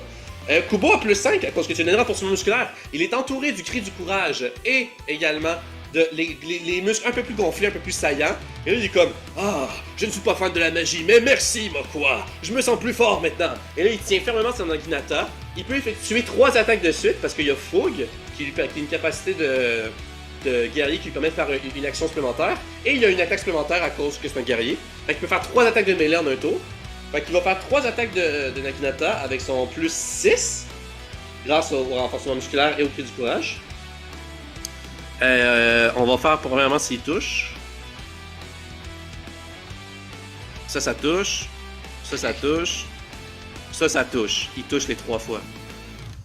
On va aller vérifier c'est quoi les stats pour son Naginata. Qui, pour rappel, est une arme d'astre, un long manche avec une lame légèrement incurvée qui est quand même assez longue, un peu comme un javelot. Pas vraiment comme un javelot, mais ouais, c'est pas comme un javelot, c'est faire. Un des 6, quand il tient à 2 mains, c'est un des 8. Fait que 1 des 8, puis là c'est plus 5 à cause de sa force actuelle. Fait qu'on va faire 3 des 8 plus 15. Parce que les 3 touchent. Donc 12 plus 15, il va faire 27 de dommages tranchants. Puis là, il va attaquer son mollet lui aussi, puis il va faire schlac, schlac, schlac, 3 coups comme ça, puis approfondir la plaie à chaque fois. Fait que 27 de dommages. Lentement mais sûrement, il s'affaiblit. Attendez que ça soit son tour, ceci dit. Mais. Ouais. Ensuite, on va aller avec Benicia. Puis après ça, Tep, si tu veux, tu pourrais y aller. Qu'est-ce que t'en dis? Est-ce que tu sais un peu ce que tu veux faire? Ouais. Benicia va faire 2 attaques rapières. Elle va utiliser sa capacité de guerrière maître de guerre. Sa sous-classe, c'est maître de guerre. Qui s'appelle. Attendez un peu. Qui s'appelle le feint. Elle va l'utiliser 2 fois. Elle a des dés de supériorité. 5 d 8 qu'elle peut utiliser pour différentes capacités. Elle va utiliser 2 dés de supériorité pour faire 2 feintes de suite. Elle peut dépenser 1 dé de supériorité et utiliser une action bonus à son tour pour faire une feinte, ce qui cible une créature dans un rayon de 5 pieds autour d'elle. Elle a l'avantage à son prochain jet d'attaque contre cette créature durant son tour. Donc elle a d'avoir 2 fois pour ses 2 attaques avantage. Fait qu'elle a utilisé 2 de ses dés de supériorité. Fait qu'elle va avoir avantage. Première attaque. C'est quoi? Elle, c'est avec sa dextérité. Fait qu'elle a plus 4. Elle va avoir plus 5 avec le cri du courage. Oh, ma foi, Mokwa, c'est fascinant ce courage! Je me sens plus courageuse et plus ambitieuse grâce à toi! Là, elle va attaquer. Dans le fond, c'est con, là, parce que c'est une gigantesque créature. Mais elle fait des feintes. Elle s'en va pour attaquer. Finalement, elle retire sa rapière. Puis après ça, elle fait une attaque bien visée au milieu de son mollet. Puis après ça, elle va le faire une deuxième fois. Fait que plus 5. Une fois. La première. Non, à l'avantage, c'est vrai. Ok, c'est 20. Ça touche. On applique la règle qu'on s'était dit, les amis, qu'on fait le maximum de dommages quand on a un critique naturel. Si c'est ça que t'as mis, moi je vais. Il y avait juste Otep, un loup, qui avait manifesté son envie. Dans le fond, j'ai expliqué aux viewers, j'ai proposé une nouvelle règle pour que les critiques naturels soient plus impactants. C'est que quand vous faites un critique naturel, c'est-à-dire un 20 naturel à un jet d'attaque, vous faites automatiquement, vous et n'importe quelle autre créature, même vos adversaires, vous faites automatiquement le maximum de dommages que vous pouvez faire. Fait que c'est ça qui va arriver avec Benicia. Et elle va toucher la deuxième fois aussi, avec 20 également. Fait que le maximum qu'elle peut faire, Benicia. Donc pour la rapière, c'est 1d8. Puis ça va être plus la dextérité, fait que 1d8 plus 4 pour les dommages. Fait que le maximum ça serait 12. Fait que t'as un. Fait que un que c'est 12. Puis l'autre ça va être 1d8 plus 4. Donc 6 plus 4 ça fait 10. Donc elle fait 22 de dommages perforants. Fait qu'elle fait oh haha et non haha et non. Puis là elle perce 2 fois sur son mollet.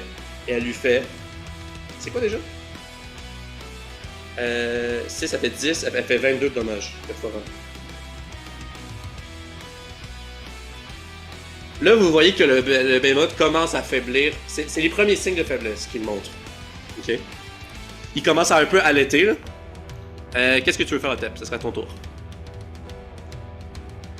Alors. Je vais faire les déplacements d'Isaac pendant ce temps-là. Isaac va se rapprocher de. Il va aller derrière la roche. Puis il va inviter Gulliver à le suivre. Isaac va dire Gulliver, peux-tu venir me rejoindre? Oui, certainement, oui, bien sûr, pas de problème. Gulliver, lui, il a un sac à dos avec plein de potions puis du matériel alchimique. Puis il va comme être votre support puis votre heal si vous avez besoin. Il y a des potions de guérison, des potions de survie, des revigorants animaliers.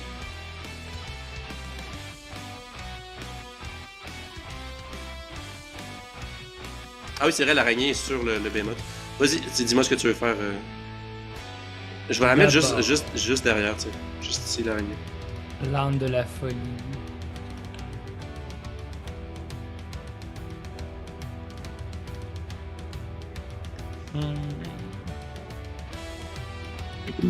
Il va essayer confusion. Ben ouais, vas-y. Fait que c'est 14 degrés de difficulté. Jet de sauvegarde de.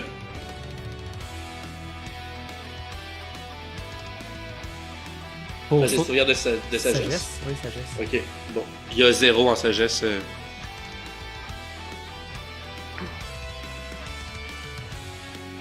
Non, il réussit pas. Il est affecté par confusion.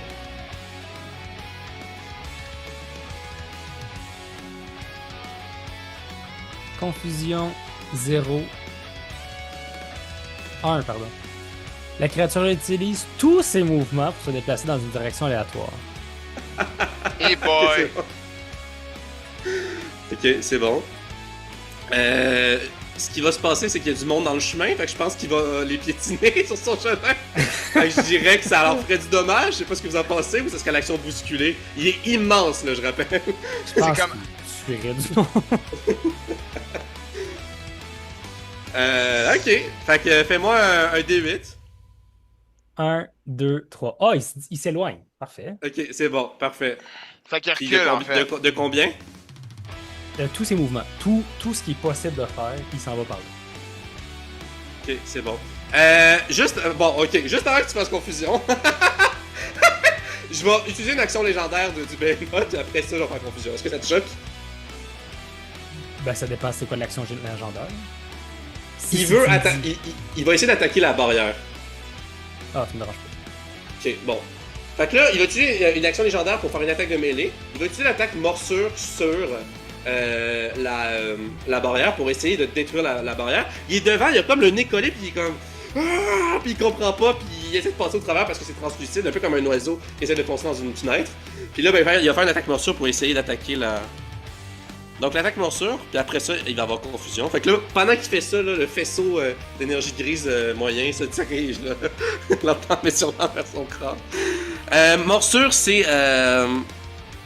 il va avoir plus 10 parce qu'il y a une force de 30, le Behemoth. Donc il y a la force maximale qu'une créature peut avoir dans le jeu de D&D. En tout cas, dans le jeu de base. Et c'est 4 des 10 plus 10. Fait que là, la classe d'armure de la barrière... La classe d'armure de la barrière, c'est 18. Fait qu'il faut qu'il y ait 18 ou plus. Puis après ça, ça va être 4 des 10 plus 10.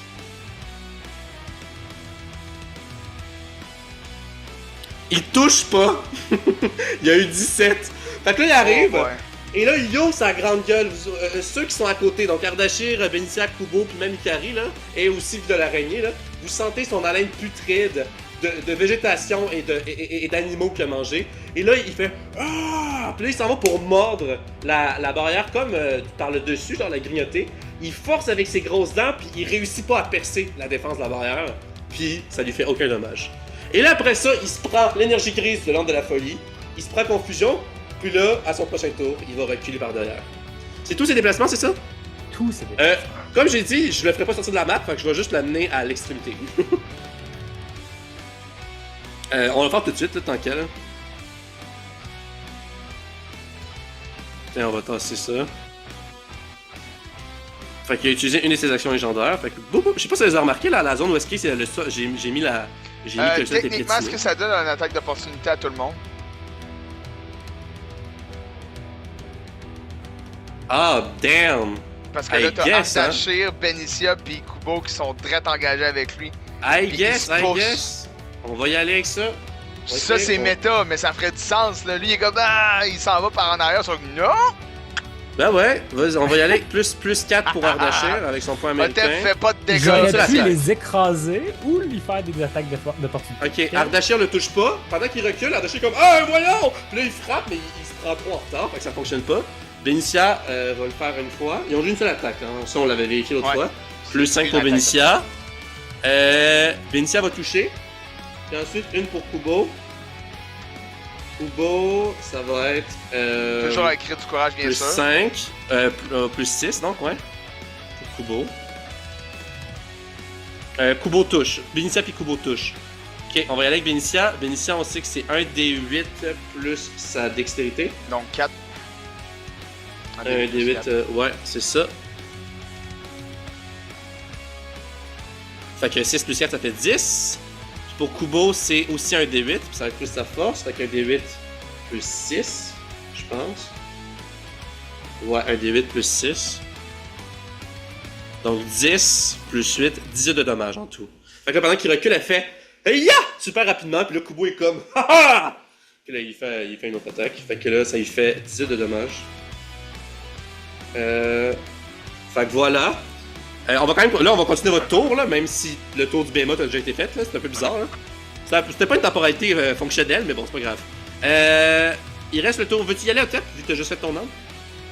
Oui, et Otep va sortir sa flûte, insérer le capuchon. Émouvant, et il va jouer une belle mélodie pour Mokwa. C'est bon. Est-ce que tu penses qu'il m'entend? Mokwa? Ah ouais. Je l'ai pas dit au début de l'épisode. T'étais d'accord avec ma modification d'inspiration bardique? Ouais. Fait que Inspiration bardique et Chant reposant vont évoluer avec le capuchon émouvant de Otep au même rythme que ça évolue normalement pour les niveaux d'un barde. Vous me suivez? Je trouvais que c'était plus intéressant, puis ça ajoutait un élément bardique supplémentaire à Otep.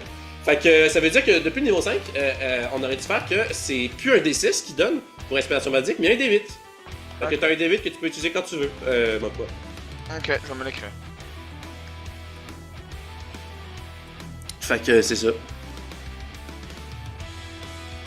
Ouais, Isaac va demander à Gulliver, il va dire Gulliver, j'ai tellement peur, peux-tu m'aider s'il te plaît? Là, Gulliver est comme j'ai qu'est-ce qu'il faut exactement, Isaac, tiens ça. Et là, Gulliver va sortir, ok, une grosse seringue. C'est une seringue d'injection de potions. Seules les personnes qui ont la maîtrise de cet objet peuvent l'utiliser, et en tant qu'alchimiste, il l'a. Et il peut remplir la seringue avec une potion et utiliser une action pour injecter une potion dans le sang d'une personne. Et c'est comme si, tu sais ce que vous vouliez faire depuis le début, à savoir faire boire une potion à quelqu'un, il peut le faire avec la seringue. Fait que pendant ses tours, Gulliver, il va pouvoir vous injecter des potions. Puis ça vous coûtera pas d'action pour les assimiler, vous comprenez? Fait que là, il va mettre une potion de survie dans le corps à Isaac. Puis il est comme, tiens, une bonne potion de survie pour toi, Isaac. Maintenant, j'espère que tu vas être prêt pour le combat. Ah oui, maintenant, je suis prêt pour le combat. Merci, Gulliver. Puis là, Isaac, il peut rien faire pour l'instant parce que il va falloir qu'il se redéplace pour pouvoir tirer avec son arbalète. Fait que ça va être le reste de son tour. Il va utiliser l'araignée. L'araignée. Ouais, tu sais quoi, Isaac va dire à Erwan, Erwan, prépare-toi à utiliser une dalle incendiaire. Et là, l'araignée va utiliser synthèse et synthétiser du feu grégeois sur le front du Behemoth. Et là, après ça, Erwan va faire « Bien reçu, Isaac! Yeah! Et là, il prend une balle avec des inscriptions rouges brillantes. C'est balles incendiaires, il en met une dans son pistolet. Et là, il tire une balle en direction de la flaque de feu grégeois. Fait que c'est ça. Quand même un bon combat, n'est-ce pas, vous amis? Ça va péter. Fait que là, est-ce que quelqu'un pourrait me trouver la description de feu grégeois pendant que je note mes affaires? Enfin, je m'en rappelle plus.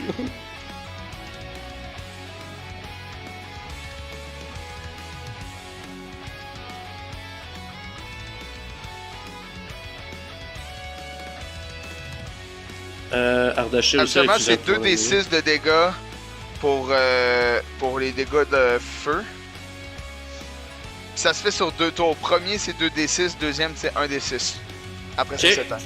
Fait que pour ça, il va falloir qu'il touche. Fait que sa première balle, Erwan a...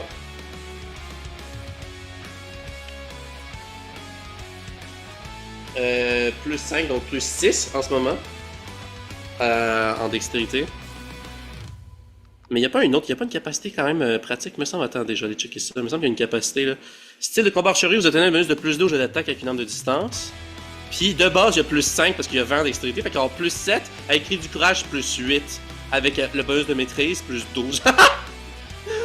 Il vise très bien, c'est un très bon sharpshooter. Fait qu'il y a plus 12. Il touche, évidemment. Quasiment un crit. Fait que là, ça va être les balles incendiaires.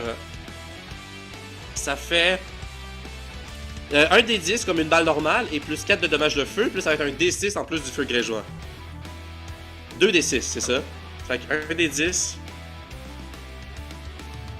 Donc 6 plus 4, ça fait 10. 15. Donc 15 de dommages perforants et de feu. Fait que là, il tire, la balle va se loger, elle va exploser en flammes. Et là, genre une seconde plus tard, il va avoir une deuxième explosion avec le feu grégeois. Là, il va se prendre 15 de dommages. Là, techniquement, si on se fie à la description du feu grégeois, il est encore en feu, puis prochain tour, c'est 1d6. Ouais, c'est ça. Il y a encore du feu sur son crâne. Il s'est pas tant rendu compte qu'il y a une minuscule araignée sur lui. C'est comme si vous vous rendiez compte d'un acarien sur votre peau, mettons. Là. Mais... Puis, il va utiliser une autre balle. Cette fois-ci, il va utiliser une balle frigorifiante.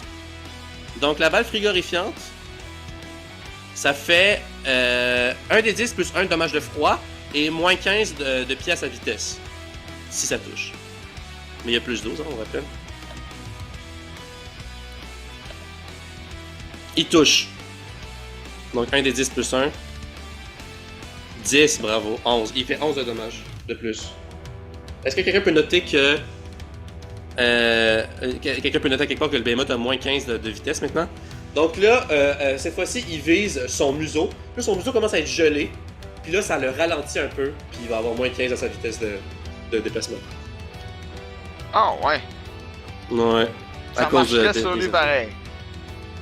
Ouais, on a tout fait les tours. Ah non, il reste juste Alfred, hein? Right? Je pense qu'Alfred va juste faire ses déplacements.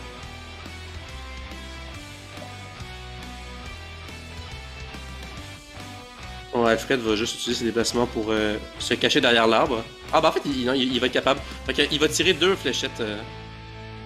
Ouais. Quelqu'un le noterait dessus sur la carte, dans le fond? Le moins 15 de vitesse.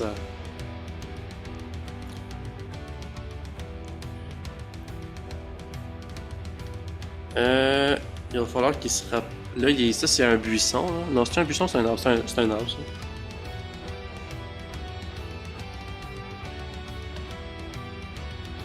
Ok, 20, il est correct. Il n'y a pas une grande portée, ces fléchettes. Fait que pour Alfred...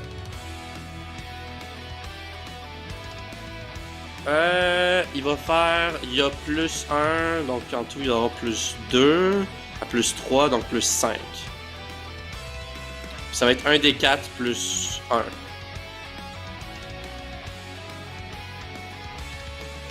Donc plus 5. Premier, ça touche pas. Deuxième, ça touche. Donc 1 des 4 plus 1.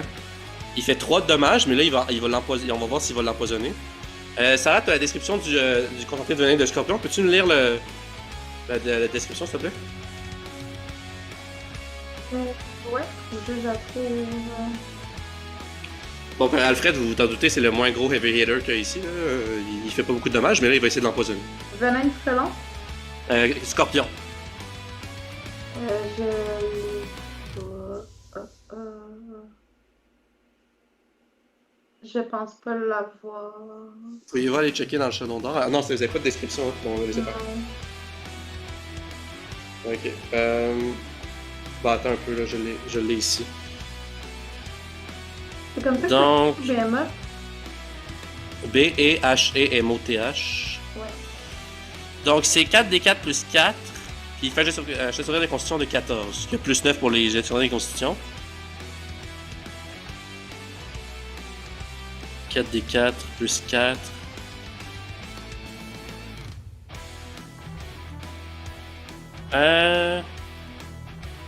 Ok. Il va faire un D20. 2 plus 9. Il résiste pas. Donc, 4d4 plus 4. Il lui fait 10 il lui fait 14 de dommages de poison et la condition empoisonnée. Ouais, quelqu'un pourrait-tu ajouter en plus de moins 15 vitesse Behemoth, écrire Behemoth empoisonné, genre?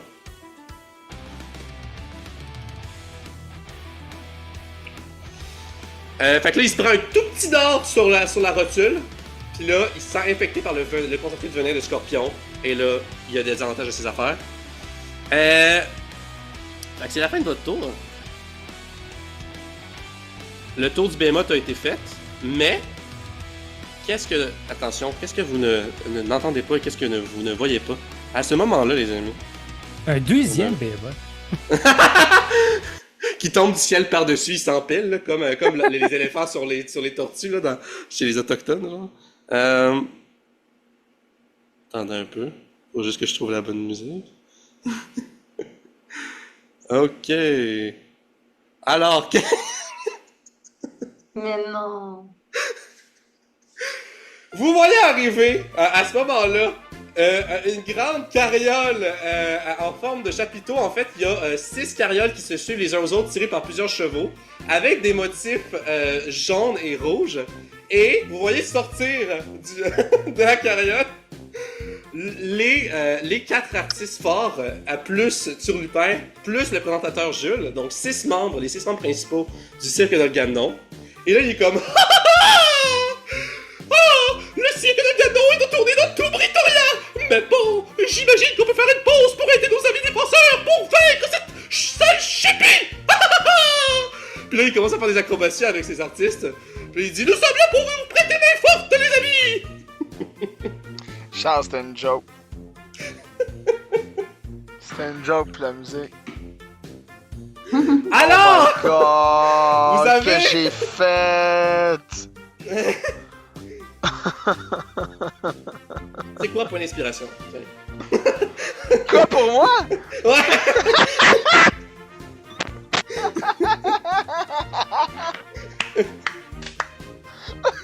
Oh non! Oh. Merci, Aguet. Donc, vous avez Turlupin Mathurin, qui a pour rappel, un œil rouge et un œil bleu, qui est svelte, qui a des cheveux semi-courts blancs ébouriffés, avec des pointes rouges, jaunes et bleues. Puis, il y a du fond de teint blanc dans toute la face, avec un nez qui est peint en bleu, puis des pommettes rondes rouges, qui a un large sourire rouge, avec tout son maquillage de clown. Et il y a un chapeau de bouffon, jaune et rouge, avec des touches de bleu, avec des grelots aux extrémités, une grande collerette, une tunique au complet, et un pantalon qui mélange du jaune et du rouge. Il y a des gants blancs, il y a des touches de bleu au travers, des grelots aux extrémités de ses chaussures, il est habillé en bouffon. T'inquiétez-vous pas, on va terminer avec tout ça, là. Ah ouais. En fait, je pense que si ça vous dérange pas, je ferai leur tour rapidement, puis après ça, on pourrait terminer. Okay. Puis, on a Talia Solomos, la femme forte qui arrive, qui est en un costume moulant sans manches et aux pattes finissant en corps de cuisse blanc avec des rayures rouges horizontales, avec son gigantesque maillet en bois, avec une étoile rouge et une étoile bleue sur les deux côtés. Puis elle est comme comme je suis content de te revoir, mon bon Makua! Vous voyez Nader Fala, qui était le jongleur, qui lui est perkistanais. Talia, elle est arténoise, comme Isaac. Donc lui a des cheveux noirs, il a des yeux bruns, une courte moustache brune. un débardeur blanc puis un sarouel kaki. Il est là avec un sac rempli de quilles de jonglerie. Puis il est comme... On le veut arriver de loin, mais bon... J'aurais préféré faire d'autres choses aujourd'hui, mais j'imagine qu'on peut vous aider. Vous voyez Lorenzo Albani qui est le magicien de scène. Fait que lui, il est habillé tout en chapeau haute forme noire avec un ruban blanc, un long veston noir avec des boutons blancs. Et là, lui, ben, je sais pas si vous vous rappelez, il parle en rime. Là, fait qu'il est comme rempli de plaisir et de subterfuge. Nous allons vous aider à battre cet être non ignifuge. Parce que là, il a vu de loin qu'il s'était pris des dommages de feu. Puis là, il sort des cartes à jouer de sa poche. Vous avez Deborah Kayembe qui était l'acrobate d'Amgolaise. Elle a un t-shirt jaune moutarde et des shorts bleu foncé. Elle est déjà debout sur ses mains, en équilibre sur son monocycle. Fait qu'elle a fait du monocycle sur ses mains. Je sais pas si vous vous rappelez, là. Elle marche toujours sur ses mains puis elle utilise ses pieds pour agripper les choses. Puis là, elle est comme « Ah oui, on va bien le défoncer, ce grand behemoth! » Et finalement, vous voyez, au fond, Jules Dubois, le présentateur, qui lui était le seul membre principal du cirque qui ne semblait pas avoir d'étrangeté, tu sais, alors que c'était comme leur norme à eux. Mais vous le voyez, alors que la première fois que vous l'avez vu au Cirque de Gagnon avec des chaussures fermées, cette fois-ci il y a des sandales brunes, en plus de sa chemise blanche ample avec des froufrous et son pantalon brun. Puis dans ces sandales brunes, qu'est-ce que vous voyez pas? Il a 6 orteils par pied. C'est ça son côté étrange à lui. Et là, maintenant, il est en paix avec son côté étrange parce que c'est le thème du Cirque de Gagnon et il montre ses belles 12 orteils avec ses sandales. Et c'est ça. Fait que vous les voyez arriver. Et après ça, on va repartir la musique d'avant. C'est une bonne idée. Moi, Et là- va juste arriver tout le monde pis il est comme... Quoi? Qu'est-ce... Hein? Parce qu'il est encore sous, ça fait juste... Techniquement 6 secondes, mais c'est un très long 6 secondes qui est sous. Il y avait les deux musiques en même temps. Oui, je comprends. Et là, qu'est-ce que vous voyez pas arriver au même moment? Vous voyez une ombre qui vient du ciel. Et une forme qui se dessine et qui semble apparaître et qui est rouge dans le ciel. Et vous voyez la dragonne atterrir au pied de la montagne, cette fois-ci accompagnée d'un tout petit dragonnet qui est juste à côté. Qui se colle à elle, qui est comme... Et là, vous la voyez atterrir, et la dragonne provenait de la montagne lointaine, duquel le behemoth s'était libéré après ses 100 ans d'hibernation. Ça, vous le sauriez pas. Et c'était la montagne dans laquelle elle avait sa caverne et son chez-soi. Fait que là, elle est en calice contre le behemoth, parce qu'il a démoli sa maison. Et elle est là, et je vais faire apparaître tout ça. Ça va peut-être être un problème, parce que là... C'est le retour de l'histoire d'amour entre l'âne et le dragon. Voilà, tout le monde est là. Hyponomère. Ouais, là, il y a comme un problème avec les ondes, là. On va tasser... Je sais plus, il est où le dragonnet. On checkera ça après. Vraiment sûr. Le dragonnet fait la taille d'un humain, là. Fait que c'est un bébé dragon que vous avez avec. Je sais pas si vous vous rappelez, elle avait un œuf. Ouais. Ça grandit vite pareil, hein. Il y a plus d'œufs maintenant. Ben, non. Non, maintenant, il s'est écoulé au moins 3 semaines là, depuis que vous avez combattu la dragonne. C'est vrai. Fait que l'œuf a eu le temps d'éclore puis le bébé existe. Fait que... fait que voilà. Peut-être que... Est-ce qu'on fait leurs actions vite fait ou vous voulez qu'on arrête là? Est-ce qu'on se donne jusqu'à 30 ou jusqu'à 40 ou qu'on a commencé à 40? Je vous laisse décider. On est, là, on pourrait arrêter là. Perso, j'arrêterais les 30. Si on a le temps de les faire, on a le temps de les faire. Sinon, c'est une balade. Ok, ben je vais les faire vite fait d'abord. Ouais. Puis après ça, je vais avoir un petit mot de la fin. Fait qu'on va y aller avec Talia. Talia va commencer. Elle est toute en bas, là. Elle va commencer, elle va le frapper avec son maillet. Fait que le behemoth s'est retourné de bord pour se déplacer, tu sais, on va dire. Puis là, elle a eu 19, c'est sûr qu'elle touche, là. Fait qu'elle touche. Puis là, son maillet a une propriété spéciale, c'est un maillet étourdissant. Donc, ce que ça fait... C'est pas bien long, là. Ah oui, c'est vrai, avant ça, elle va rentrer en rage. Puis vu qu'elle est de la sous-classe culturiste, qui est une sous-classe créée par des fans, elle a 2 phases corporelles différentes pour ses rages. Elle a une phase de masse qui lui permet de gagner de la masse graisseuse pour avoir plus être plus tanky. Puis elle a la phase sèche qu'elle va activer en ce moment, qui fait qu'elle va comme perdre toutes ses matières grasses, puis ses muscles vont être extrêmement sculptés et définis. Moi, quoi, tu vois ça en ce moment là? T'es comme, oh my En god, plus, je suis sous. t'as jamais vu une musculature aussi parfaite parce que c'est son travail en tant que culturiste de sculpter sa musculature pour le spectacle. Mon quoi est tellement sous qu'il laisse fredonner. Je pense que j'ai trouvé la femme de ma vie. Elle a plus 1 à sa classe d'armure à cause de ça, puis les gens ont des avantages pour les attaques d'opportunité contre elle. Ensuite, pour le maillet étourdissant, elle a. Ce que ça fait, c'est que si l'attaque de mêlée est effectuée sur la tête d'une créature, celle-ci doit faire un jet de sauvegarde de constitution de degré de difficulté 20 où elle aura la condition étourdie pendant son prochain tour.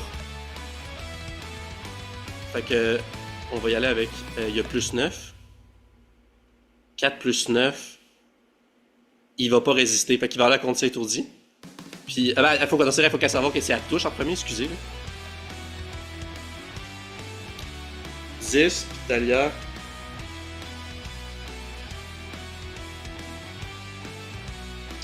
Talia a. Ils ont pas entendu ton cri du courage, fait qu'eux ils l'auront pas. Hop. Fait qu'elle a plus 4. 14, elle touche pas, fait que finalement ça fonctionnera juste pas. Fait que là elle essaie de le toucher, puis là elle est comme hop! Puis là il lève la tête, puis elle réussit pas à le toucher. Ça va être à le dragon. Le dragon va faire une attaque morsure, et son dragonnet va l'imiter. Tout simplement. Arr! Exact. Donc, plus 7 en force. On va voir si ça touche. Ah, Ça touche. L'autre. Le dragonnet touche aussi. Les deux touchent. Pas d'un moment pour être sous, pareil. C'est comme, il y a un dragon qui arrive, un cirque qui arrive devant un behemoth, c'est comme. Ah! Donc, 2d10 plus 7.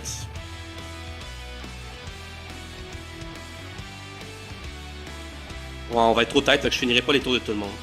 On va finir avec les dragons, puis après ça, je vais y aller avec genre sur Lupin, puis on va arrêter là. Ça vous va? On est mieux de pas finir le tour, puis de juste comme finir plus dans les temps, vous êtes d'accord avec ça? Ouais. Ok, fait que c'est 2d10 plus 7, les deux touches, fait que 2d10 plus 7, le dragonnet, il est moins fort. C'est 1d10 plus 3. La morsure du dragonnet est 2 fois plus forte, fait que ça fait 3d10 plus 10. Fait que là, la maman dragon, elle a une morsure fumante, bouillonnante, brûlante. Et là, elle va aller mordre le mollet du behemoth. Donc, elle est plus haute. Fait qu'elle va aller mordre, genre, sa hanche. Et là, après ça, le dragonnet va comme faire... Puis là, il va faire pareil. Puis il va mordre, mais cette fois-ci, lui, son mollet, parce qu'il est trop bas. Fait qu'en tout, ils leur font 29 de dommages.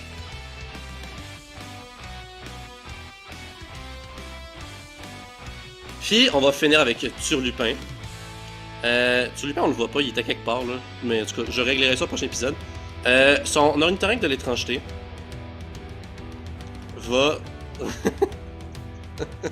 va activer son fameux pouvoir. Loterie, qu'on avait utilisé une seule fois. Donc, une roue avec 20 rayons apparaît et tourne au-dessus de l'anomalie. Chaque rayon présente un symbole différent et manifeste un effet magique unique dans un espace sphérique de 100 pieds de diamètre autour du lieu où le pouvoir est activé. Le maître lance un des 20 pour déterminer quel effet se manifeste. Le maître peut le décider si l'effet magique affecte ou non lui et son anomalie. L'effet dure pendant 2 minutes. Ouais, c'est vrai que j'avais dit que ça vous affecterait vous aussi. On va voir la zone d'effet. Je sais pas si je... Aimeriez-vous que ça... il puisse choisir qui ça affecte ou pas, genre? Toi qui vois. Fait que ça, c'est la zone d'effet. Mais il va le déplacer le plus loin possible, tu sais, pour que ça touche le moins de gens possible, genre, mettons, là, avec l'ornithorynque. Fait qu'avec ça, comme ça va juste toucher l'araignée, le behemoth et Talia et l'ornithorynque. L'ornithorynque, ça l'affecte pas, vu que c'est le maître. Et là, on va y aller avec un des 20. Je vais me donner la possibilité que si jamais je retombe sur Caramel Collant, je sais pas si vous vous rappelez, je vais en faire un autre parce que sinon c'est poche, là. Ouais. Qu'est-ce qu'on a eu? Caramel Collant! J'ai eu 13? Ouais. Ok, on va aller Ça checker aurait ça. été hilarant que ça a été Caramel Collant. Donc, avec 13, feu d'artifice. Donc, ça tourne, il fait oh! Il fait ça comme ça dans le terrain. Puis là, il y a une salve d'énergie brune verdâtre. La roue va tourner. Elle va tomber sur un symbole de feu d'artifice. Et là, de multiples feux d'artifice multicolores et intangibles émergent du sol de l'espace affecté, puis explosent dans les airs, générant ainsi un magnifique spectacle. Les créatures qui voient les feux d'artifice doivent réussir un jet de sauvegarde de sagesse de degré de difficulté 12 à chaque tour, sinon elles seront déconcentrées par la beauté des feux d'artifice et auront donc un malus de 1d6 à toutes leurs actions durant le tour. Les créatures peuvent décider de fermer les yeux afin d'éviter les potentiels malus générés par les feux d'artifice, mais si tel est le cas, elles seront aveuglées. Fait que là, il y a plein de feux d'artifice, puis quand ça fait le tour du behemoth, Le les Behemoth autres. est déjà aveuglé. C'est vrai, fait que ça l'affecte pas. Fait que, il y a des feux d'artifice, puis si vous entrez dans la zone de la loterie, ça va vous affecter. Mais en tout temps, il peut le désactiver, on s'entend là? Fait que là, vous voyez plein de feux d'artifice, puis comme je voulais célébrer notre grand combat contre cette chimère légendaire! Oh non! Feu d'artifice! Feu d'artifice! Puis il se met à danser, puis à sauter, puis il est un peu fucké. Et il va finir son tour en sortant son yo-yo.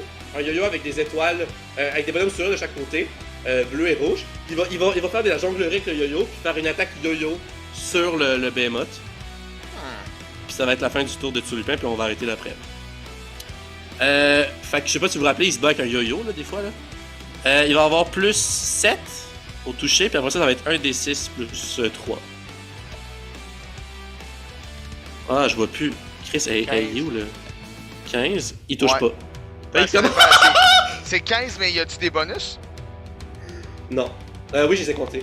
Ah, c'est 15 au total? Ok, Ben, c'est 15 un le des pur. 20, c'est juste 15. Il touche d'abord, ouais. Fait que c'est 1d6. Le poignet Je vais 5. vérifier. Poignet 5. 1d6 plus 3. Fait qu'il fait 8 de dommages. Fait qu'il est comme il fait des petits tricks. Il fait l'affaire de l'ascenseur. Là, après ça, il donne un coup de yo-yo. Puis il fait 8 de dommages au behemoth. Puis on va arrêter là. Cool. Ah, il est en mauvais état, là, le behemoth. God fucking damn. Fait que voilà. Il va rester Nader. Ben, tout le monde. Ouais, Nader, Lorenzo et Déborah. Est-ce que quelqu'un pourrait noter sur la carte? Comme ça va être plus facile. Genre, il reste les tours de Nader, Déborah et Lorenzo. Nader, Déborah et Lorenzo. C'est bon? Puis là, je vais faire mon petit segment de fin. Inquiétez-vous pas, ça va être fucking rapide. C'était pour moi. J'avais fait des statistiques, je sais pas si vous vous rappelez, l'année passée pour le spécial 1 an. Là, cette fois-ci, je vous fais une remise de prix pour vos points forts et votre participation à la campagne. Fait que vous avez tous chacun 2 prix, puis je vais vous les décerner. C'est bon? Nouveau portrait. Pourquoi tu dis ça? Nader, Je pense- Lorenzo et Déborah. Ah oui, il a updaté. Ben, je suis Merci rendu pour maintenant tout. avec un Merci. canard sur la tête puis un écureuil sur l'épaule. Quoi? Sur ta photo, genre? C'est mon portrait de Roll20, ouais. Ok. Mais là, est-ce que tu utilises des images IA? Oui. Ah, il faudrait pas faire ça, je pense, parce qu'il y a des fois des soucis avec les droits d'auteur parce que ça vole de l'art aux artistes, là. Ben Léa, je sais pas trop en faire, c'est pas notre problème. Qu'ils mettent pas ça aussi accessible. On s'en parlera après. Est-ce que vous êtes prêts pour la petite remise de prix spéciale 2 ans? Vas-y C'est donc. rien de bien fou.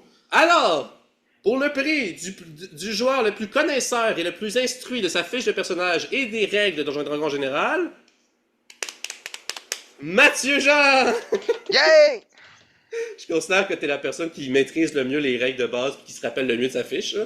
Ouais. Fait que, voilà. Yay, merci. Ça, c'est pas un calcul exact, mais de mon impression et de ma mémoire approximative, pour le prix du joueur qui a reçu le plus de points d'inspiration, Sarah Joyce Ravel Labrèche! Ikari! Qu'est-ce que vous en pensez? Je pense que c'est fair, là, que Non, c'est non. Sarah qui a eu le plus de points Ça fait d'inspiration. du sens. D'ailleurs, le point d'inspiration pour moi, quoi, puis Ikari, vous pourrez utiliser au prochain épisode, évidemment. Ouais.